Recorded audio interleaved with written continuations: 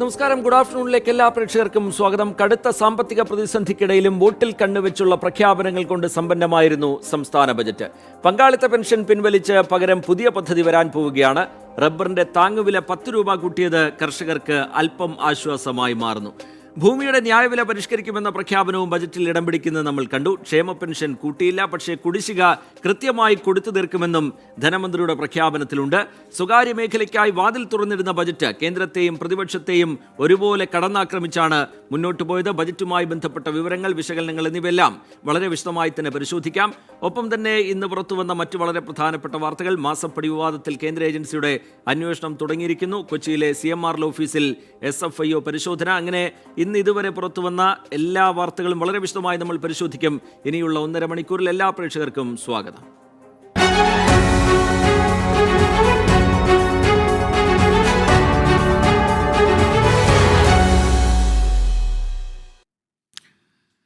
ആദ്യം നോക്കാം തലക്കെട്ടുകൾ, പ്രധാന വാർത്തകൾ.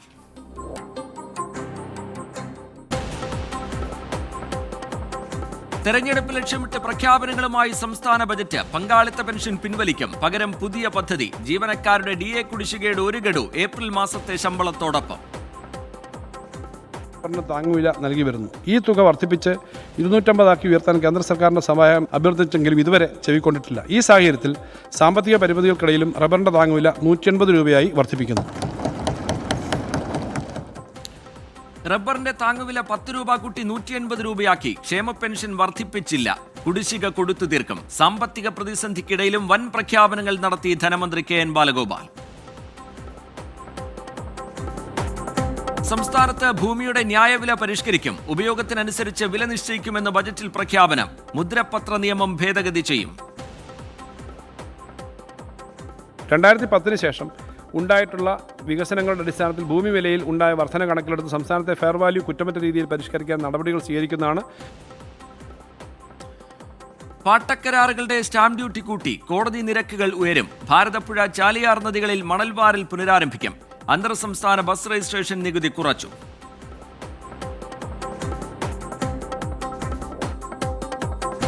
സംസ്ഥാനത്തിന്റെ വരുമാന മാർഗമായ മദ്യം, ലോട്ടറി, ഇന്ധനം എന്നിവയിൽ കണ്ണുനട്ട് KN ബാലഗോപാൽ. ഇന്ത്യൻ നിർമ്മിത വിദേശ മദ്യത്തിന്റെ തീരുവ ലിറ്ററിന് 10 രൂപ കൂട്ടി.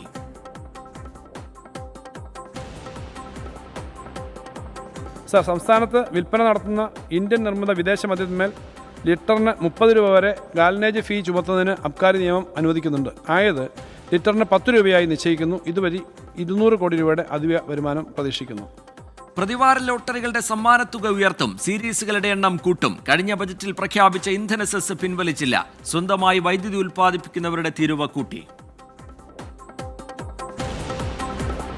സംസ്ഥാന ബജറ്റിൽ കേന്ദ്രത്തിനും പ്രതിപക്ഷത്തിനും അതിരൂക്ഷ വിമർശനം. കേന്ദ്ര അവഗണന തുടർന്നാൽ പ്ലാൻ B ആലോചിക്കേണ്ടി വരുമെന്ന് ധനമന്ത്രി KN ബാലഗോപാൽ.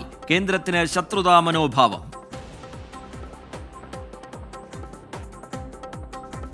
ലോക്സഭാ തെരഞ്ഞെടുപ്പ് കഴിഞ്ഞാൽ കേന്ദ്രത്തിൻ്റെ നിലപാടിൽ അയവ് വരുമെന്ന് പ്രവചിക്കുന്ന വിദഗ്ധന്മാരുണ്ട്. കാര്യങ്ങൾ മെച്ചപ്പെടുമെന്ന പ്രതീക്ഷയിലാണ് ബജറ്റ് തയ്യാറാക്കുന്നത്. അതല്ല, ധനവ്യവസ്ഥയെ കൂടുതൽ കേന്ദ്രീകരിക്കുന്ന നടപടിയാണ് കേന്ദ്രം സ്വീകരിക്കുന്നതെങ്കിലോ കേരളത്തോടുള്ള അവഗണന തുടരുകയാണെങ്കിലോ തീർച്ചയായും നമുക്ക് ഒരു പ്ലാൻ B യെക്കുറിച്ച് ആ ഘട്ടത്തിൽ ആലോചിക്കേണ്ടി വരും. ധൂർത്തെന്ന പ്രതിപക്ഷ വിമർശനത്തിൽ പൊതുചർച്ചയ്ക്ക് വെല്ലുവിളി. സിൽവർ ലൈൻ പദ്ധതി നടപ്പാക്കാൻ ശ്രമം തുടരുമെന്നും ബജറ്റ് പ്രസംഗത്തിൽ ധനമന്ത്രി KN ബാലഗോപാൽ. സാമ്പത്തിക ഞെരുക്കത്തിനിടെ സ്വകാര്യ മേഖലയ്ക്ക് വാതിൽ തുറന്നിട്ട് സംസ്ഥാന സർക്കാർ. കേരളത്തിൽ സ്വകാര്യ സർവകലാശാലകൾ ആരംഭിക്കും. വിദേശ സർവകലാശാലകളുടെ ക്യാമ്പസ് തുടങ്ങുന്നതും പരിഗണനയിൽ. ദേശീയ അന്തർദേശീയ വിദ്യാഭ്യാസ സ്ഥാപനങ്ങളുമായി സഹകരിച്ച് കേരളത്തിൽ അന്താരാഷ്ട്ര നിലവാരത്തിൽ പുതിയ ഉന്നത വിദ്യാഭ്യാസ സ്ഥാപനങ്ങൾ സ്ഥാപിക്കുന്നതിന് നിക്ഷേപം ആകർഷിക്കുന്നതിനുള്ള പ്രത്യേക പ്രോത്സാഹനങ്ങളും പാക്കേജുകളും നയത്തിൽപ്പെടും. വ്യവസായ, ടൂറിസം, ആരോഗ്യ മേഖലകളിലും സ്വകാര്യ നിക്ഷേപത്തിന് ഊന്നൽ. 25 സ്വകാര്യ വ്യവസായ പാർക്കുകൾക്ക് അനുമതി. അന്തർദേശീയ നിക്ഷേപ സംഗമങ്ങൾ നടത്തും. നവകേരളത്തിന് 1000 കോടിയും കേരളീയം പരിപാടിക്ക് 10 കോടിയും ബജറ്റിൽ. കൃഷിക്കും ലൈഫ് പദ്ധതിക്കും ബജറ്റിൽ ഊന്നൽ. കൊച്ചി മറൈൻ ഡ്രൈവിൽ അന്താരാഷ്ട്ര വാണിജ്യ സമുച്ചയം. കൊച്ചി മെട്രോയുടെ 2ാം ഘട്ടത്തിന്റെ വികസനത്തിന് 239 കോടി. KSRTCക്ക് 128 കോടി. 3 വർഷത്തിനകം 3 ലക്ഷം കോടിയുടെ നിക്ഷേപമെന്ന് ധനമന്ത്രി. യഥാർത്ഥത്തിലുള്ള ധനസ്ഥിതിയെ മുഴുവൻ മറച്ചുവെച്ചുകൊണ്ട് ധനസ്ഥിതിക്ക് ഒരു കുഴപ്പമില്ല എന്ന് പറഞ്ഞുകൊണ്ട് ഈ വാചകങ്ങൾ കൊണ്ട് അതിനെ മറപിടിക്കുകയാണ് യഥാർത്ഥത്തിൽ ധനകാര്യമന്ത്രി ചെയ്തത്. ജനങ്ങളെ കബളിപ്പിക്കുന്ന പ്രഖ്യാപനങ്ങളെന്ന് പ്രതിപക്ഷ നേതാവ്. ധനമന്ത്രിയുമായി പരസ്യ സംവാദത്തിന് തയ്യാറെന്ന് V D Satheesan.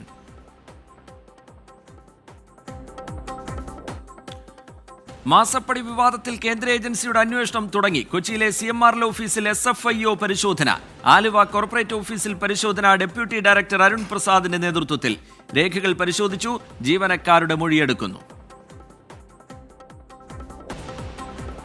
Lok Sabha seat വിഭജനം ചർച്ച ചെയ്യാൻ UDFന്റെ നിർണായക നേതൃയോഗം വൈകിട്ട്. 3ാം സീറ്റ് ആവശ്യത്തിൽ ലീഗ് വിട്ടുവീഴ്ച ചെയ്യണമെന്നാവശ്യപ്പെടാൻ കോൺഗ്രസ്. കേരള കോൺഗ്രസ് ജോസഫ് വിഭാഗത്തിന്റെ ഹൈപ്പവർ കമ്മിറ്റി ഇന്ന്. കേരള കോൺഗ്രസിന് സ്റ്റേറ്റിൽ ഒരു സീറ്റേ കിട്ടുള്ളൂ. ആ സീറ്റിൽ പാർട്ടിയിലെ പ്രധാനപ്പെട്ട നേതാക്കളെ എല്ലാവരെയും പരിഗണിക്കും. അതിൽ ഏറ്റവും നമുക്ക് കോട്ടയത്ത് ജയിക്കുക എന്നുള്ളതാണല്ലോ. അപ്പോൾ ജയിക്കാൻ വേണ്ടി ഏറ്റവും അനുയോജ്യമായത് എന്താണ് എന്നുള്ളത് കൂട്ടായിട്ട് ആലോചിച്ച് തീരുമാനിക്കാം. സ്ഥാനാർത്ഥി മോശമായതിന്റെ പേരിൽ കോട്ടയത്ത് തോൽക്കരുതെന്ന് കേരള കോൺഗ്രസ് ജോസഫ് വിഭാഗം നേതാവ് മോൻസ് ജോസഫ് 24നോട്.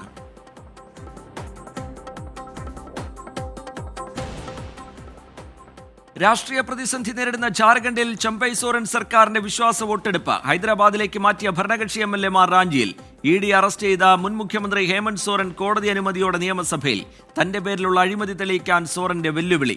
81 അംഗ ജാർഖണ്ഡ് നിയമസഭയിൽ ഭരണപക്ഷത്തുള്ളത് 47 MLA-മാർ.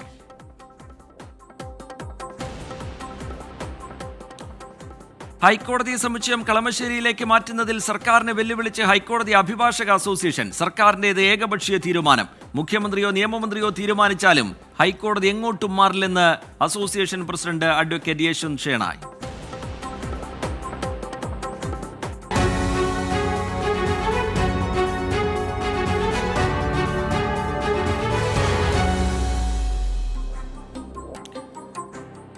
ബജറ്റുമായി ബന്ധപ്പെട്ട വിശകലനങ്ങളിലേക്കാണ് നമ്മൾ ആദ്യം പോകുന്നത്. തെരഞ്ഞെടുപ്പ് ലക്ഷ്യമിട്ട് സംസ്ഥാന ബജറ്റ്.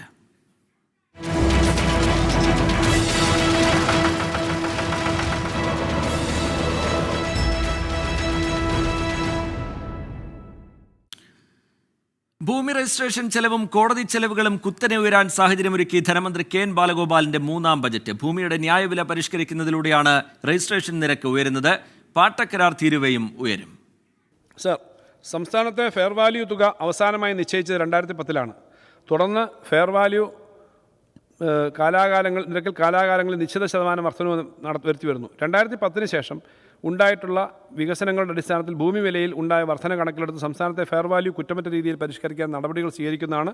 ഫെയർ വാല്യൂ കുറ്റമറ്റ രീതിയിൽ പരിഷ്കരിക്കുന്നതോടൊപ്പം ഓരോ വസ്തുവിൻ്റെയും ഉപയോഗക്രമം അനുസരിച്ചുള്ള ഭൂനികുതി നിർണ്ണയിക്കുന്നതിനും നടപടികൾ കൈക്കൊള്ളുന്നതാണ്. കോർട്ട് ഫീസ് സ്റ്റാമ്പുകൾക്കും വിവിധ കോടതി സേവനങ്ങൾക്കുമുള്ള തുകയും കുത്തനെ ഉയർത്തി. നീതിന്യായ സേവനങ്ങളുടെ നിരക്ക് ഇതോടെ വലിയ തോതിൽ വർദ്ധിക്കും. പങ്കാളിത്ത ക്ഷേമ പെൻഷന് പകരം പുതിയ പദ്ധതി പ്രഖ്യാപിച്ചു. ജീവനക്കാർക്കുള്ള 1 മാസത്തെ DA ഏപ്രിലിൽ വിതരണം ചെയ്യും. ക്ഷേമ പെൻഷനിൽ വർധനയില്ലെങ്കിലും കുടിശ്ശികയില്ലാതെ വിതരണം ചെയ്യാൻ പുതിയ പദ്ധതി നടപ്പിലാക്കുമെന്നും ധനമന്ത്രി പറഞ്ഞു. സർ, പങ്കാളിത്ത പെൻഷൻ സമ്പ്രദായം പുനഃപരിശോധിച്ച് ജീവനക്കാർക്ക് സുരക്ഷിതത്വം നൽകുന്ന ഒരു പെൻഷൻ പദ്ധതി നടപ്പിലാക്കാനാണ് സർക്കാർ ആലോചിക്കുന്നത്. കേന്ദ്ര സർക്കാരിന് നൽകിയ വിഹിതം തിരികെ ലഭ്യമാക്കാൻ ആവശ്യമായ നടപടി സ്വീകരിക്കും. ഒരു അഷ്വേർഡ് പെൻഷൻ സമ്പ്രദായം നടപ്പിലാക്കുന്നതിന് വേണ്ടി പുതിയ സ്കീം രൂപീകരിക്കും. മറ്റ് സംസ്ഥാനങ്ങളിലെ പുതിയ പദ്ധതികൾ കൂടി പഠിച്ച് സംസ്ഥാനത്ത് ഈ പുതിയ അഷ്വേർഡ് സ്കീം നടപ്പിലാക്കാൻ ആവശ്യമായിട്ടുള്ള നടപടികൾ ഗവൺമെൻറ് സ്വീകരിക്കുമെന്നുള്ള വളരെ സന്തോഷത്തോടു കൂടി പറയുകയാണ്. സംസ്ഥാനത്ത് 62 ലക്ഷത്തോളം ആളുകൾക്കാണ് സാമൂഹ്യ സുരക്ഷാ പെൻഷൻ നൽകി വരുന്നത്. രാജ്യത്ത് ഏറ്റവും മികച്ച നിരക്കിൽ പെൻഷൻ നൽകുന്ന സംസ്ഥാനമാണ് നമ്മുടേത്. പ്രതിമാസം 1600 രൂപ നിരക്കിൽ പെൻഷൻ നൽകുന്നതിനായി പ്രതിവർഷം വേണ്ടി വരുന്നത് 9000 കോടി രൂപയാണ്. സാമൂഹ്യ സുരക്ഷാ പെൻഷൻ കൃത്യമായി നൽകാൻ സർക്കാർ ശ്രമിക്കുന്നുണ്ടെങ്കിലും കേന്ദ്ര സർക്കാരിൻ്റെ ചില നടപടികൾ മൂലം അത് വൈകുന്ന നിലയുണ്ടായിട്ടുണ്ട്. പെൻഷൻ കമ്പനിയുടെ പുതുതായി ധനസമാഹരണം നടത്തി ക്ഷേമ പെൻഷൻ സമയബന്ധിതമായി ജനങ്ങളിലേക്ക് എത്തിക്കാൻ കേന്ദ്ര സർക്കാർ അനുവദിക്കുന്നില്ല. പെൻഷൻ കമ്പനിയുടെ ഈ ധനസമാഹരണത്തെ സർക്കാരിൻ്റെ പൊതുകടമായി കണക്കാക്കി പെൻഷൻ വിതരണത്തിന് ബുദ്ധിമുട്ടുകൾ സൃഷ്ടിക്കുകയാണ്. ഇതുകൂടാതെ സാമൂഹ്യക്ഷേമ പെൻഷൻ നൽകുന്നതിന് വെറും നാമമാത്രമായ സഹായമാണ് കേന്ദ്രത്തിൽ നൽകുന്നത്. അതുപോലും കൃത്യമായിട്ട് നൽകാത്ത സാഹചര്യമാണ്. സർ, ഇതിവിടെ പറയുന്നത് അടുത്ത സാമ്പത്തിക വർഷം കൃത്യമായും സമയബന്ധിതമായും സാമൂഹ്യക്ഷേമ പെൻഷൻ കൊടുത്തു തീർക്കാനുള്ള ഒരു പ്രത്യേക നടപടികൾ സർക്കാർ സ്വീകരിക്കും എന്നുള്ളത് ആണ് പറയാനുള്ളത്. കേന്ദ്ര അവഗണന സത്യമാണെന്നും അതുമാത്രം പറഞ്ഞ് കൈകെട്ടിയിരിക്കില്ല എന്നും പ്രഖ്യാപിച്ചായിരുന്നു ബജറ്റ്. കർശന കേന്ദ്ര നടപടികളുടെ പശ്ചാത്തലത്തിൽ കടമെടുക്കുന്ന തുക കുറച്ചാണ് ഇത്തവണത്തെ ബജറ്റ്. കേന്ദ്രം വിരോധത്തോടെ നീങ്ങിയാലും കേരളം തളരില്ല എന്നും തകരില്ല എന്നും ധനമന്ത്രി പറഞ്ഞു. വിവരങ്ങളുമായി ഷഫീദ് റാവുത്തർ തിരുവനന്തപുരത്ത് നിന്ന് ചേരുകയാണ്. ഷഫീദ്, കടുത്ത സാമ്പത്തിക പ്രതിസന്ധിയുണ്ട്, അതൊരു യാഥാർത്ഥ്യമാണ്. പക്ഷേ വികസന പദ്ധതികളിൽ നിന്ന്, ക്ഷേമ പദ്ധതികളിൽ നിന്ന് ഒളിച്ചോടില്ല എന്നുള്ള പ്രഖ്യാപനം ബജറ്റിലുണ്ടാകുന്നു. സമസ്ത മേഖലകളെയും സ്പർശിച്ചു പോകുന്നു, തുക വകയിരുത്തുന്നു. ഒപ്പം തന്നെ സ്വകാര്യ മേഖലയ്ക്കായി വാതിൽ തുറന്നിടുന്നു. പങ്കാളിത്ത പെൻഷൻ പദ്ധതി പിൻവലിച്ച് പുതിയ പദ്ധതി വരാൻ പോകുന്നു. എല്ലാവരും ഉറ്റുനോക്കിയത് ക്ഷേമ പെൻഷനുമായി ബന്ധപ്പെട്ട് എന്ത് തീരുമാനമെന്നുള്ളതായിരുന്നു. അത് പക്ഷേ കൂട്ടുന്നില്ല. പക്ഷേ കൃത്യമായി കുടിശ്ശികയില്ലാതെ വിതരണം ചെയ്യാനുള്ള നടപടികൾ എങ്ങനെയാണ് ബജറ്റിനെ നമ്മൾ കാണേണ്ടത് ഷഫി? റിജിത്ത്, ഇക്കാര്യത്തിൽ 3 പ്രധാനപ്പെട്ട കാര്യങ്ങൾ നമുക്ക് പറയാം. അതായത് സംസ്ഥാന സർക്കാർ ഏതെങ്കിലും തരത്തിൽ പൊതുജനങ്ങളുടെ മേൽ അമിതഭാരം അടിച്ചേൽപ്പിക്കുന്നു എന്നുള്ള ഒരു നീക്കത്തിലേക്ക് കടന്നിട്ടില്ല. അതും സംസ്ഥാന വലിയ തരത്തിലുള്ള സാമ്പത്തിക പ്രതിസന്ധിക്കിടെ നീങ്ങുമ്പോൾ. ഇനി രണ്ടാമത്തെ കാര്യം, സംസ്ഥാനത്തേക്ക് കൂടുതൽ സ്വകാര്യ നിക്ഷേപം വ്യാപിപ്പിക്കുന്നു എന്നുള്ള തീരുമാനം അത് കൃത്യമായി തന്നെ ബജറ്റിൽ വ്യക്തമാക്കുന്നുണ്ട്. മൂന്നാമത്തെ പ്രധാനപ്പെട്ട കാര്യമായി നമുക്ക് പറയാൻ കഴിയുന്നത് ചില കാര്യങ്ങൾക്ക്, അതായത് സാമ്പത്തിക പ്രതിസന്ധിക്കിടെയുള്ള ചില കാര്യങ്ങൾക്ക് അധിക വിഭവ ധനസമാഹരണം അതും സംസ്ഥാന സർക്കാർ ഈ ബജറ്റ് കൊണ്ട് ലക്ഷ്യം വയ്ക്കുന്നുണ്ട്. ഇനി ഈ ധനമന്ത്രി ബജറ്റ് പ്രസംഗം ആരംഭിച്ചപ്പോൾ തന്നെ കേന്ദ്ര സർക്കാരിനെ കണക്കറ്റ് വിമർശിച്ചാണ് അദ്ദേഹം ആരംഭിച്ചത്. അദ്ദേഹം പറഞ്ഞതിങ്ങനെയാണ്: കേരളത്തിലെ സമ്പദ്ഘടന ഒരു സൂര്യോദയ സമ്പദ്ഘടനയായി മാറുന്നു. കേരളത്തെ മുടിഞ്ഞുപോയ നാടെന്ന് വിശേഷിപ്പിക്കുന്ന കേരള വിരുദ്ധരെ നിരാശപ്പെടുത്തുന്ന നേട്ടങ്ങൾ സംസ്ഥാനം കൈവരിച്ചു. പശ്ചാത്തല സൗകര്യ മേഖലയിലടക്കം വിപ്ലവകരമായ മാറ്റം ഉണ്ടാക്കുന്നു. കേന്ദ്ര സർക്കാരിന് കേരളത്തോട് ശത്രുതാപരമായ മനോഭാവം എന്ന് പറഞ്ഞുകൊണ്ടാണ് ധനമന്ത്രി കെ.എൻ. ബാലഗോപാൽ ഈ ബജറ്റ് ആരംഭിച്ചത്. ഇനി ഈ ബജറ്റിലെ ഏറ്റവും പ്രധാനപ്പെട്ട കാര്യം അത് ഈ പങ്കാളിത്ത പെൻഷനുമായി ബന്ധപ്പെട്ട സർക്കാർ എടുത്ത തീരുമാനങ്ങളാണ് എന്നുള്ള കാര്യത്തിൽ തർക്കമില്ല. അതിൽ ഏറ്റവും പ്രധാനപ്പെട്ട കാര്യമായി നമുക്ക് പറയാൻ കഴിയുന്നത് പങ്കാളിത്ത പെൻഷൻ പുനഃപരിശോധിക്കും എന്നുള്ള തീരുമാനത്തിലേക്ക് സംസ്ഥാന സർക്കാർ എത്തിയിരിക്കുന്നു. നേരത്തെ ഇത് പഠിക്കാൻ ഒരു വിദഗ്ധ സമിതിയെ നിയോഗിച്ചിരുന്നു. അതുകൊണ്ട് തന്നെ പുതിയ പദ്ധതി ആവിഷ്കരിക്കുമെന്ന് ബജറ്റിൽ പറയുന്നുണ്ട്. കേന്ദ്രം നൽകിയ തുക തിരികെ നൽകും, മറ്റു സംസ്ഥാനങ്ങളെ മാതൃകയാക്കും. അതേസമയം അതിനുമപ്പുറത്തേക്ക് സർക്കാർ ജീവനക്കാർക്ക് ഒരു ഗഡു ക്ഷാമബത്ത അത് ഏപ്രിൽ മാസത്തെ ശമ്പളത്തോടൊപ്പം വിതരണം ചെയ്യാനും ഈ ബജറ്റിൽ തീരുമാനിച്ചതായി ധനമന്ത്രി കെ.എൻ. ബാലഗോപാൽ അറിയിക്കുന്നുണ്ട്. ഇനി അധിക വിഭവ ധനസമാഹരണമാണ്. അതിലേറ്റവും നമുക്ക് പറയാനുള്ളത് കോടതി ഫീസുകൾ ഉയർത്തി എന്നുള്ളതാണ്. റിവിഷൻ ഹർജി ഫീസ് 1500 രൂപയാക്കി വർദ്ധിപ്പിച്ചു. 50 കോടിയുടെ അധിക വരുമാനം ഇതിലൂടെ സംസ്ഥാന സർക്കാർ പ്രതീക്ഷിക്കുന്നുണ്ട്. മദ്യത്തിന് ലിറ്ററിന് 10 രൂപ, വിദേശ മദ്യത്തിന് ലിറ്ററിന് 10 രൂപ ഗാൽവനേജ് ഫീസ് ഈടാക്കും. ഇതുവഴി 200 കോടി രൂപ സമാഹരിക്കാം എന്നുള്ളതും സംസ്ഥാന സർക്കാർ ലക്ഷ്യം വെക്കുന്നുണ്ട്. കേരള മുദ്രപത്ര നിയമം ഭേദഗതി ചെയ്യും. അതായത് ലീസ് കരാറുകളുടെ സ്റ്റാമ്പ് ഡ്യൂട്ടി കൂട്ടി, രജിസ്ട്രേഷൻ പട്ടികയും പുതുക്കി, പാട്ടത്തുക നികുതി വെട്ടിപ്പ് തടയാനുള്ള നടപടികൾ സംസ്ഥാന സർക്കാർ സ്വീകരിക്കുമെന്ന് ബജറ്റിൽ പറയുന്നുണ്ട്. പാട്ടക്കുടിശ്ശിക തിരിച്ചു പിടിച്ചെടുക്കാൻ ആംനസ്റ്റി സ്കീം, അതായത് തിരിച്ചടയ്ക്കാത്തവരുടെ പാട്ടക്കരാർ റദ്ദാക്കാനുള്ള തീരുമാനവും ബജറ്റിലുണ്ട്. അങ്ങനെയുള്ള അധിക ധനസമാഹരണം സംസ്ഥാനത്ത് നടപ്പാക്കാനാണ് ഈ ബജറ്റിൽ പ്രത്യേക ഊന്നൽ കൊടുത്തിരിക്കുന്നത് എന്നുള്ള കാര്യത്തിൽ തർക്കമില്ല.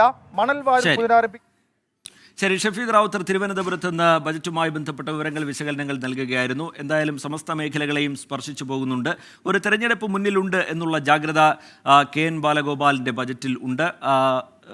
പ്രധാനപ്പെട്ട മേഖലകൾക്ക് തുക വകയിരുത്തുന്നു. അതുപോലെ സ്വകാര്യ മേഖലയ്ക്കായി വാതിൽ തുറന്നിടുന്നു. ഒപ്പം തന്നെ കേന്ദ്രം ഞെരുക്കുന്നു എന്നുള്ള വിമർശനം, കേന്ദ്രത്തിനെതിരായ വിമർശനം അത് ബജറ്റിൽ ആവർത്തിക്കുകയും ചെയ്യുന്നുണ്ട് ധനമന്ത്രി. കെ.എൻ. ബാലഗോപാൽ അവതരിപ്പിച്ച ബജറ്റ് എങ്ങനെയാണ് സാധാരണക്കാരെ ബാധിക്കാൻ പോകുന്നത്? ഏറ്റവും പ്രധാനപ്പെട്ട ചോദ്യം. ഓരോ ബജറ്റും വരുമ്പോൾ ആ പ്രധാനപ്പെട്ട ചോദ്യം തന്നെയാണ്, എങ്ങനെയാണ് ഒരു സാധാരണക്കാരനെ അത് ബാധിക്കുക എന്നുള്ളതാണ്.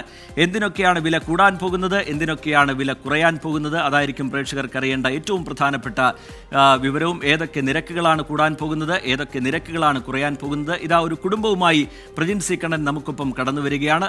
പ്രജിൻ, സ്വാഗതം. Thank you Rajith. ബജറ്റ് ഉഷാറായോ?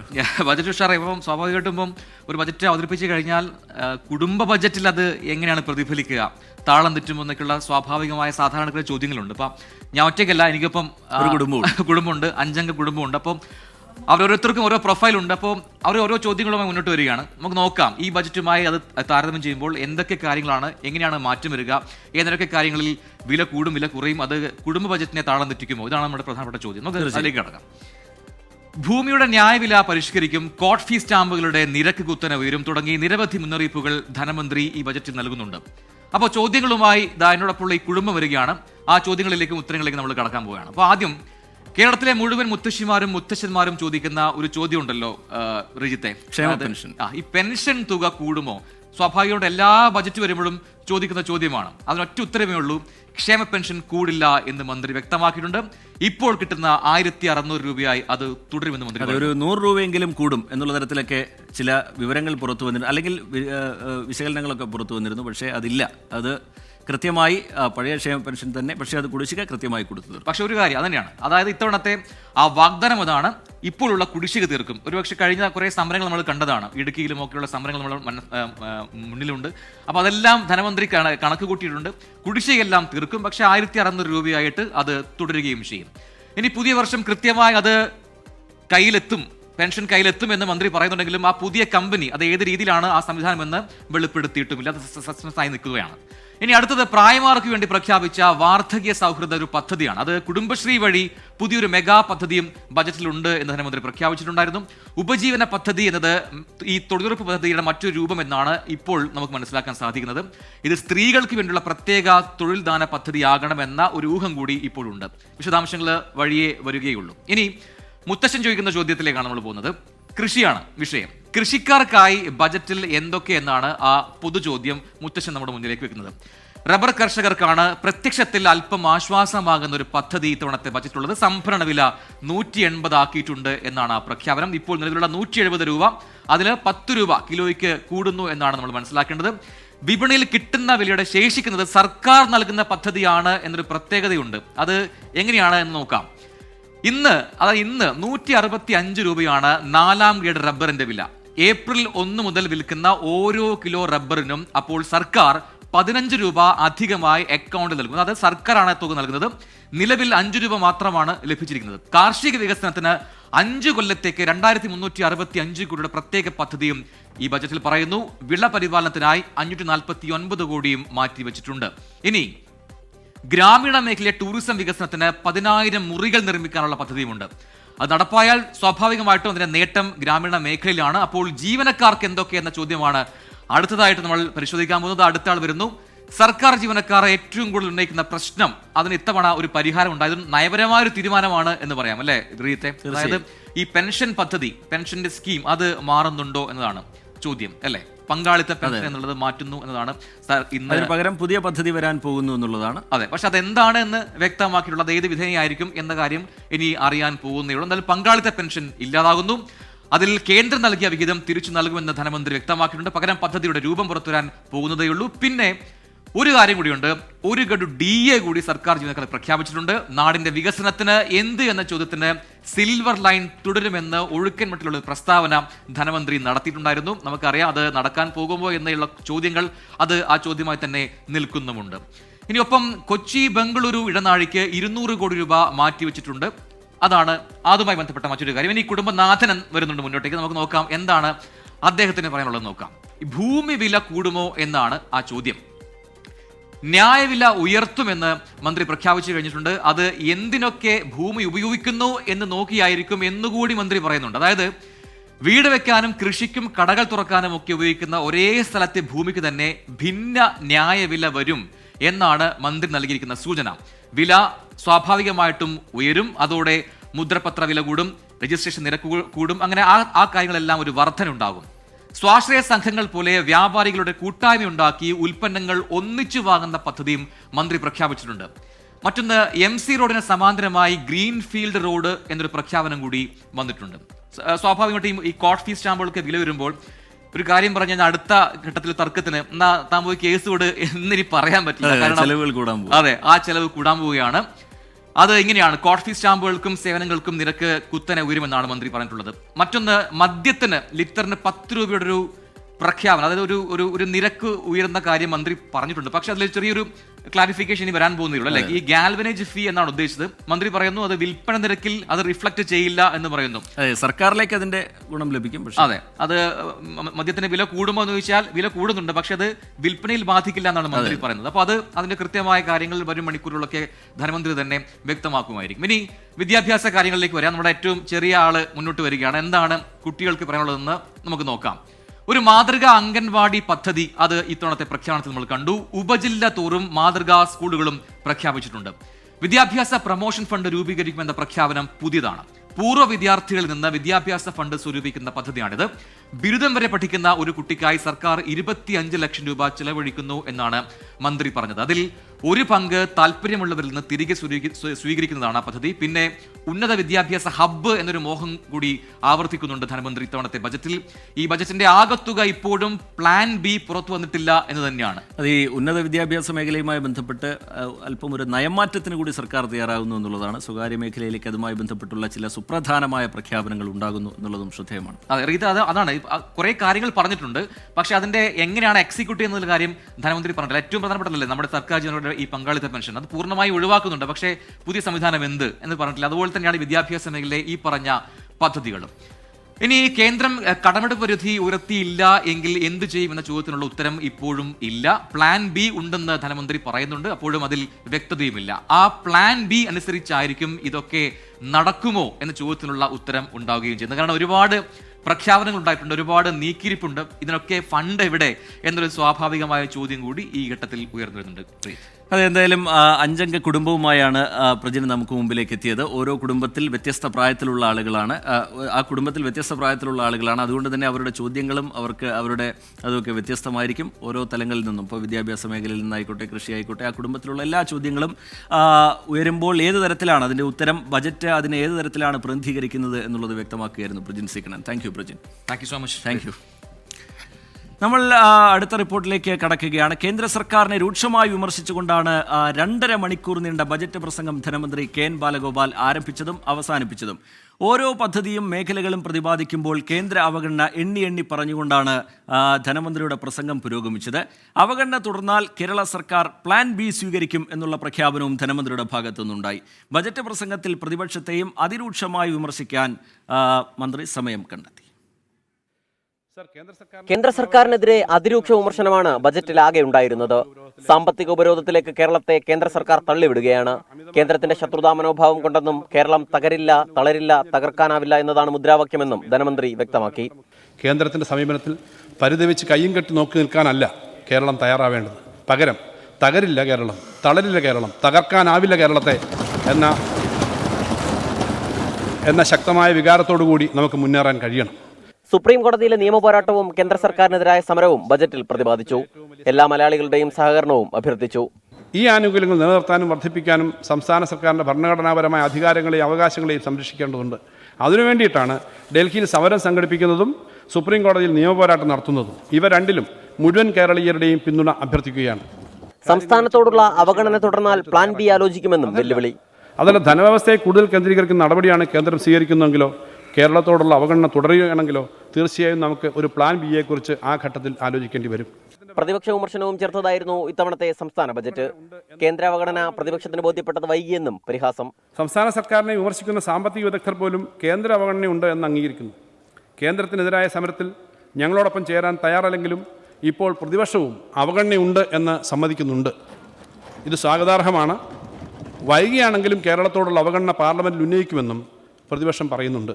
പ്രതിപക്ഷത്തെ വിമർശിക്കാനുള്ള ഡോക്യുമെന്റാണോ ബജറ്റ് എന്നായിരുന്നു പ്രതിപക്ഷ നേതാവിന്റെ മറുചോദ്യം. യാഥാർത്ഥ്യബോധമില്ലാത്ത പ്രഖ്യാപനങ്ങൾ നടത്തി ബജറ്റിന്റെ വിശ്വാസ്യതയാണ് ഇന്ന് ധനകാര്യമന്ത്രി തകർത്തത്. യഥാർത്ഥത്തിൽ രാഷ്ട്രീയ പ്രഖ്യാപനങ്ങൾ നടത്തി പ്രതിപക്ഷത്തിനെ വിമർശിച്ച് ബജറ്റിന്റെ പവിത്രതയും ധനകാര്യ വകുപ്പ് മന്ത്രി നഷ്ടപ്പെടുത്തി.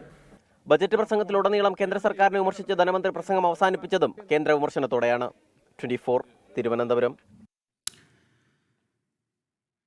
ധനമന്ത്രി പ്രതിപക്ഷത്തെ കടന്നാക്രമിക്കുമ്പോൾ പ്രതിപക്ഷത്തിന്റെ അതിനുള്ള മറുപടി എന്താണ്? സംസ്ഥാന ബജറ്റിനെ രൂക്ഷമായി വിമർശിച്ച് പ്രതിപക്ഷ നേതാവ് വി ഡി സതീശൻ. ധനമന്ത്രി ബജറ്റിന്റെ വിശ്വാസ്യത തകർത്തു എന്നുള്ളതാണ് അദ്ദേഹത്തിന്റെ വിമർശനം. പ്രതിപക്ഷത്തെ വിമർശിക്കാനുള്ള ഡോക്യുമെന്റായി ബജറ്റിനെ മാറ്റി. കാർഷിക മേഖല ഉൾപ്പെടെ സർവ്വ മേഖലയെയും നിരാശപ്പെടുത്തിയെന്ന വിമർശനവും പ്രതിപക്ഷത്തിന്റെ ഭാഗത്തുനിന്നുണ്ടായി. റബ്ബർ വില 250 രൂപയാകുമെന്ന് പറഞ്ഞ് അധികാരത്തിലെത്തിയവർ 10 രൂപ കൂട്ടി റബ്ബർ കർഷകരെ പരിഹസിച്ചു. പരിതാപകരമായ ധനസ്ഥിതി മറച്ചുവെക്കാനാണ് മന്ത്രി ശ്രമിച്ചതെന്നും വി ഡി സതീശൻ കുറ്റപ്പെടുത്തി. യാഥാർത്ഥ്യബോധമില്ലാത്ത പ്രഖ്യാപനങ്ങൾ നടത്തി ബജറ്റിന്റെ വിശ്വാസ്യതയാണ് ഇന്ന് ധനകാര്യമന്ത്രി തകർത്തത്. യഥാർത്ഥത്തിൽ രാഷ്ട്രീയ പ്രഖ്യാപനങ്ങൾ നടത്തി പ്രതിപക്ഷത്തിനെ വിമർശിച്ച് ബജറ്റിന്റെ പവിത്രതയും ധനകാര്യ വകുപ്പ് മന്ത്രി നഷ്ടപ്പെടുത്തി. പ്ലാൻ എക്സ്പെൻഡിച്ചറിന്റെ 55.24% ചെലവാക്കിയിട്ടുള്ളത്. അപ്പോൾ ഈ പ്ലാൻ അലോക്കേഷൻ എന്ത് വിശ്വാസ്യതയാണുള്ളത്? 250 രൂപയാക്കി ഞങ്ങൾ അധികാരത്തിൽ വന്നാൽ വർദ്ധിപ്പിക്കുമെന്നാണ്. ഇപ്പം 3 വർഷമായി. ഈ 3 വർഷം കൊണ്ട് 10 രൂപയാണ് വർദ്ധിപ്പിച്ചത്. ഈ യഥാർത്ഥത്തിലുള്ള ധനസ്ഥിതിയെ മുഴുവൻ മറച്ചു വെച്ചുകൊണ്ട് ധനസ്ഥിതിക്ക് ഒരു കുഴപ്പമില്ല എന്ന് പറഞ്ഞുകൊണ്ട് ഈ വാചകങ്ങൾ കൊണ്ട് അതിനെ മറപിടിക്കുകയാണ് യഥാർത്ഥത്തിൽ ധനകാര്യമന്ത്രി ചെയ്തത്. സർക്കാർ പണം ധൂർത്തടിക്കുകയാണെന്ന പ്രതിപക്ഷത്തിന്റെ വിമർശനത്തിനെതിരെ തുറന്ന ചർച്ചയ്ക്ക് തയ്യാറാണ് എന്നായിരുന്നു ധനമന്ത്രിയുടെ വെല്ലുവിളി. മന്ത്രിമാരുടെ ചെലവടക്കം എല്ലാ ആരോപണങ്ങളിലും ചർച്ചയ്ക്ക് തയ്യാറാണെന്ന് ബജറ്റിന് മുമ്പായി ധനമന്ത്രി പറഞ്ഞു. ധനമന്ത്രിയുടെ ബജറ്റിന് ശേഷം മാധ്യമങ്ങളെ കണ്ട പ്രതിപക്ഷ നേതാവ് വി ഡി സതീശൻ ഈ വെല്ലുവിളി ഏറ്റെടുക്കുന്നുവെന്നും പരസ്യ സംവാദത്തിന് തയ്യാറെന്നും വ്യക്തമാക്കി. സർ, ഇത് പറയുമ്പോൾ സർക്കാർ പണം ദൂർത്തടിക്കുകയാണെന്നും എന്നുള്ള വിമർശനം ഉന്നയിക്കുവാൻ പ്രതിപക്ഷം തയ്യാറായേക്കും. ഞങ്ങൾ ഇക്കാര്യത്തിലുള്ള ഒരു തുറന്ന ചർച്ചയ്ക്ക് തയ്യാറാണ്. മന്ത്രിമാരുടെ എണ്ണം, ചെലവ്, വിദേശയാത്ര എന്നിവയെല്ലാം UDF കാലവുമായോ മറ്റ് സംസ്ഥാനങ്ങളുമായോ താരതമ്യം ചെയ്ത് നമുക്ക് പരിശോധിക്കാം. അത്തരം ആരോപണങ്ങൾക്കൊന്നും യാതൊരു അടിസ്ഥാനവുമില്ല എന്ന് മാത്രമേ പറയുന്നുള്ളൂ. അപ്പം ഞങ്ങൾ എന്താ വിഡ്ഢികളാണോ? ഇത് ശരിയാണ് എന്ന് പറഞ്ഞ് ഈ 57,000 3100 കോടി രൂപയാണ് കേന്ദ്രത്തിൽ നിന്ന് കിട്ടാനുള്ളത്. ഇതൊക്കെ ഊതിപ്പെരിപ്പിച്ച ഇല്ലാത്ത കണക്കുകളാണ്. ഞങ്ങളിത് സംവാദത്തിന് ഞങ്ങളും തയ്യാറാണ്. അദ്ദേഹം സംവാദത്തിന് തയ്യാറാണെന്ന് പറഞ്ഞു. ഞങ്ങൾ സംവാദത്തിന് തയ്യാറാണ്. ധനകാര്യമന്ത്രിയുമായി പരസ്യമായ സംവാദത്തിന് അദ്ദേഹത്തിൻ്റെ ഇവരാണല്ലോ വെല്ലുവിളിക്കാറ്, ഞങ്ങളാരെയും വെല്ലുവിളിക്കാറില്ല. അവരുടെ വെല്ലുവിളി ഞങ്ങൾ സ്വീകരിച്ചിരിക്കുന്നു. റബ്ബർ താങ്ങുവില 180 രൂപയാക്കി ഉയർത്തി. 170 രൂപയിൽ നിന്നാണ് 10 രൂപ കൂട്ടിയത്. റബ്ബർ കർഷകരുടെ പ്രതിസന്ധി പരിഹരിക്കാൻ കേരളം ശ്രമിക്കുന്നുവെന്ന് ധനമന്ത്രി KN ബാലഗോപാൽ പറഞ്ഞു. കേന്ദ്രം റബ്ബർ ഇറക്കുമതി അടക്കം പ്രോത്സാഹിപ്പിക്കുന്നുവെന്നും വിമർശനം. സർ, റബ്ബർ കർഷകർ നേരിടുന്ന പ്രതിസന്ധി പരിഹരിക്കാൻ ഇടപെടുന്ന ഏക ഗവൺമെൻറ് കേരളത്തിലേതാണ്. കേന്ദ്രം ഇറക്കുമതി വർദ്ധിപ്പിച്ച് വൻകിട റബ്ബർ വ്യവസായികളെ സംരക്ഷിക്കുന്ന നയമാണ് സ്വീകരിച്ചു വരുന്നത്. ടയർ കമ്പനികൾക്കെതിരെ കോമ്പറ്റീഷൻ കമ്മീഷൻ പുറപ്പെടുവിച്ച വിധി ഇത് വ്യക്തമാക്കുന്നു.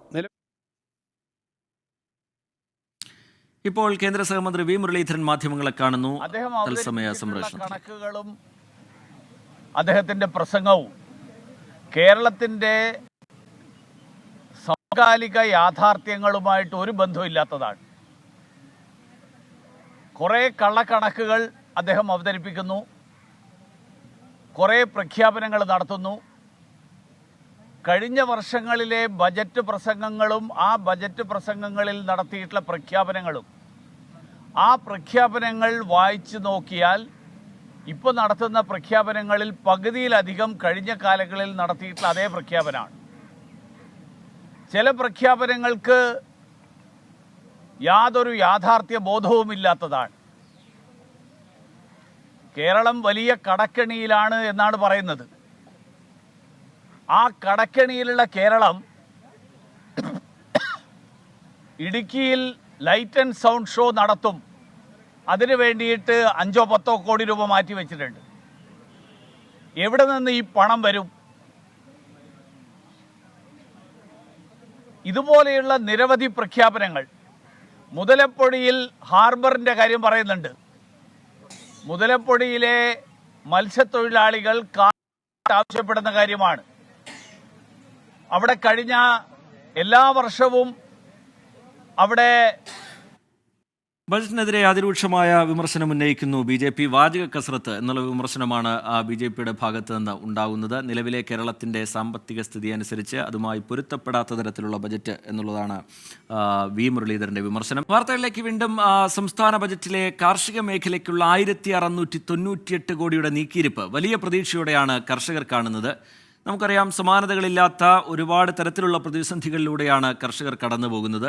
നീക്കിയിരിപ്പ് തുക കൃത്യമായി കർഷകർക്ക് ലഭിക്കുമെന്ന് ഉറപ്പുവരുത്തണമെന്നാണ് കർഷകർ ബജറ്റിന് ശേഷം അതുമായി ബന്ധപ്പെട്ട് ആവശ്യപ്പെടുന്നത്. നിഖിൽ പ്രമേഷ് തയ്യാറാക്കിയ റിപ്പോർട്ടിലേക്ക് നമ്മൾ പോകുന്നു. അതിനുശേഷം തിരികെ എത്താം. വലിയ പ്രതീക്ഷ വെച്ച് പുലർത്തിയ കർഷകർക്ക് സംസ്ഥാന ബജറ്റിൽ എന്ത് കിട്ടി? പാലക്കാട്ടെ കർഷകർ നമ്മളോടൊപ്പം ചേരുന്നുണ്ട്.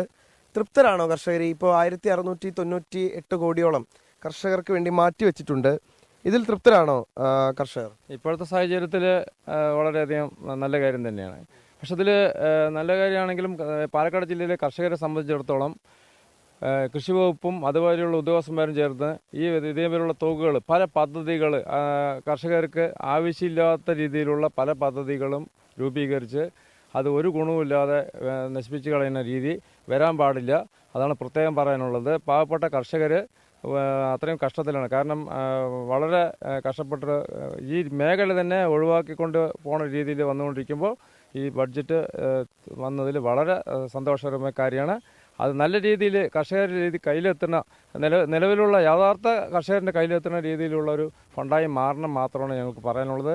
കാരണം പ്രത്യേകിച്ച് എല്ലാ സമയത്തും കൃഷി വകുപ്പ് ഓരോരോ പദ്ധതികൾ കൃഷിക്കാർ ഉദ്യോഗസ്ഥന്മാരുടെ ജോലിക്ക് വേണ്ടി ഓരോ പദ്ധതികൾ ആവിഷ്കരിക്കും. ആ കാര്യങ്ങളൊന്നും നമുക്ക് ഒരു ഗുണവുമില്ലാത്ത രീതിയിലാണ്. അപ്പോൾ അത് ഇപ്രാവശ്യം വരാൻ പാടില്ല എന്നാണ് ഈ സാഹചര്യത്തിൽ പ്രത്യേകിച്ച് പറയാനുള്ളത്. സംഭരണം ഇപ്പം നല്ല രീതിയിലേക്ക് ആയിട്ടുണ്ടോ? ഇപ്പോൾ സംഭരണ തുക ആളുകളിലേക്ക് എത്തുന്ന രീതി മാറിയിട്ടുണ്ട്? തീർച്ചയായിട്ടും സംഭരണ തുക ഇപ്പോൾ SBI ബാങ്ക് കൺസോർഷ്യം വന്ന ശേഷം ആദ്യമൊക്കെ കുറച്ച് നല്ല രീതിയിലായിരുന്നു പൈസ കൊടുത്തുകൊണ്ടിരുന്നതെങ്കിൽ ഇപ്പോൾ ബാങ്കിൻ്റെ ഭാഗത്ത് നിന്നിട്ട് ഒരു താല്പര്യമില്ലായ്മ എന്ന് തന്നെ വേണം പറയാൻ. കാരണം കർഷകർക്ക് ഒരു ബാങ്കിൽ നിന്ന് 1, 2, 3 ചെക്ക് ചെയ്ത് കഴിഞ്ഞാൽ അറിയാം അത്ര പേർക്ക് ലോൺ കൊടുക്കാൻ പറ്റുന്നുള്ളതാണ് അവർ പറയുന്നത്. അത് വളരെയധികം കഷ്ടത്തിലാകുന്നുണ്ട്. അത് സർക്കാരിൻ്റെ കുറ്റമല്ല, അത് ബാങ്കുകാരൻ്റെ പരിപൂർണ്ണ ഉത്തരവാദിത്വം ബാങ്കുകാരാണ്. കാരണം അവരത് ഒപ്പിടുമ്പോൾ അതിനുള്ള സാഹചര്യങ്ങളോ അതിനുള്ള കൗണ്ടറോ അതിനുള്ള ഉദ്യോഗസ്ഥന്മാരോ ഒന്നും അവിടെ ഇല്ല.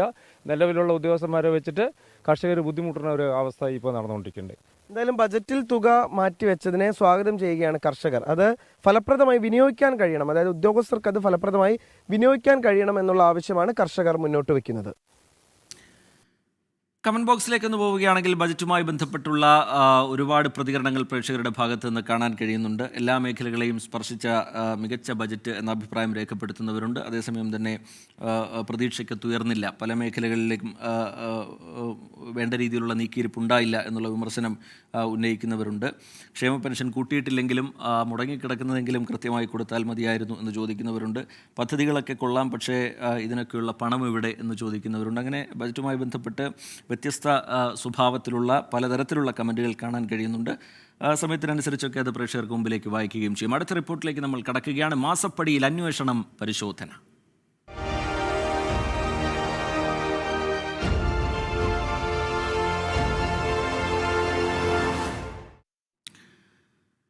മുഖ്യമന്ത്രിയുടെ മകൾ വീണ ഉൾപ്പെട്ട മാസപ്പടി വിവാദത്തിൽ കേന്ദ്ര ഏജൻസികൾ അന്വേഷണം തുടങ്ങി. കൊച്ചിയിലെ CMRL കമ്പനിയിൽ SFIO പരിശോധന ആരംഭിച്ചു. ആലുവ കോർപ്പറേറ്റ് ഓഫീസിൽ ഡെപ്യൂട്ടി ഡയറക്ടർ അരുൺ പ്രസാദിന്റെ നേതൃത്വത്തിലാണ് പരിശോധന നടത്തുന്നത്. തിരുവനന്തപുരത്തെ KSIDC ഓഫീസിലും എക്സാലോജിക്കുമായി ബന്ധപ്പെട്ട ഓഫീസിലും പരിശോധന നടക്കും. വിനീത വി ജി അല്ല, ശ്രീകാന്താണ് അതുമായി ബന്ധപ്പെട്ട വിവരങ്ങളുമായി ചേരുന്നത്. ശ്രീകാന്ത്, പരിശോധനയുടെ ഒരു സ്വഭാവം ഏത് തരത്തിലാണ്? അന്വേഷണ ഏജൻസിയുടെ ഇതുമായി ബന്ധപ്പെട്ടുള്ള നീക്കം എങ്ങനെയാണ് ശ്രീകാന്ത്? റിജിത്ത്, രാവിലെ 9 മണിക്ക് തുടങ്ങിയ പരിശോധന ഇപ്പോഴും പുരോഗമിക്കുകയാണ്.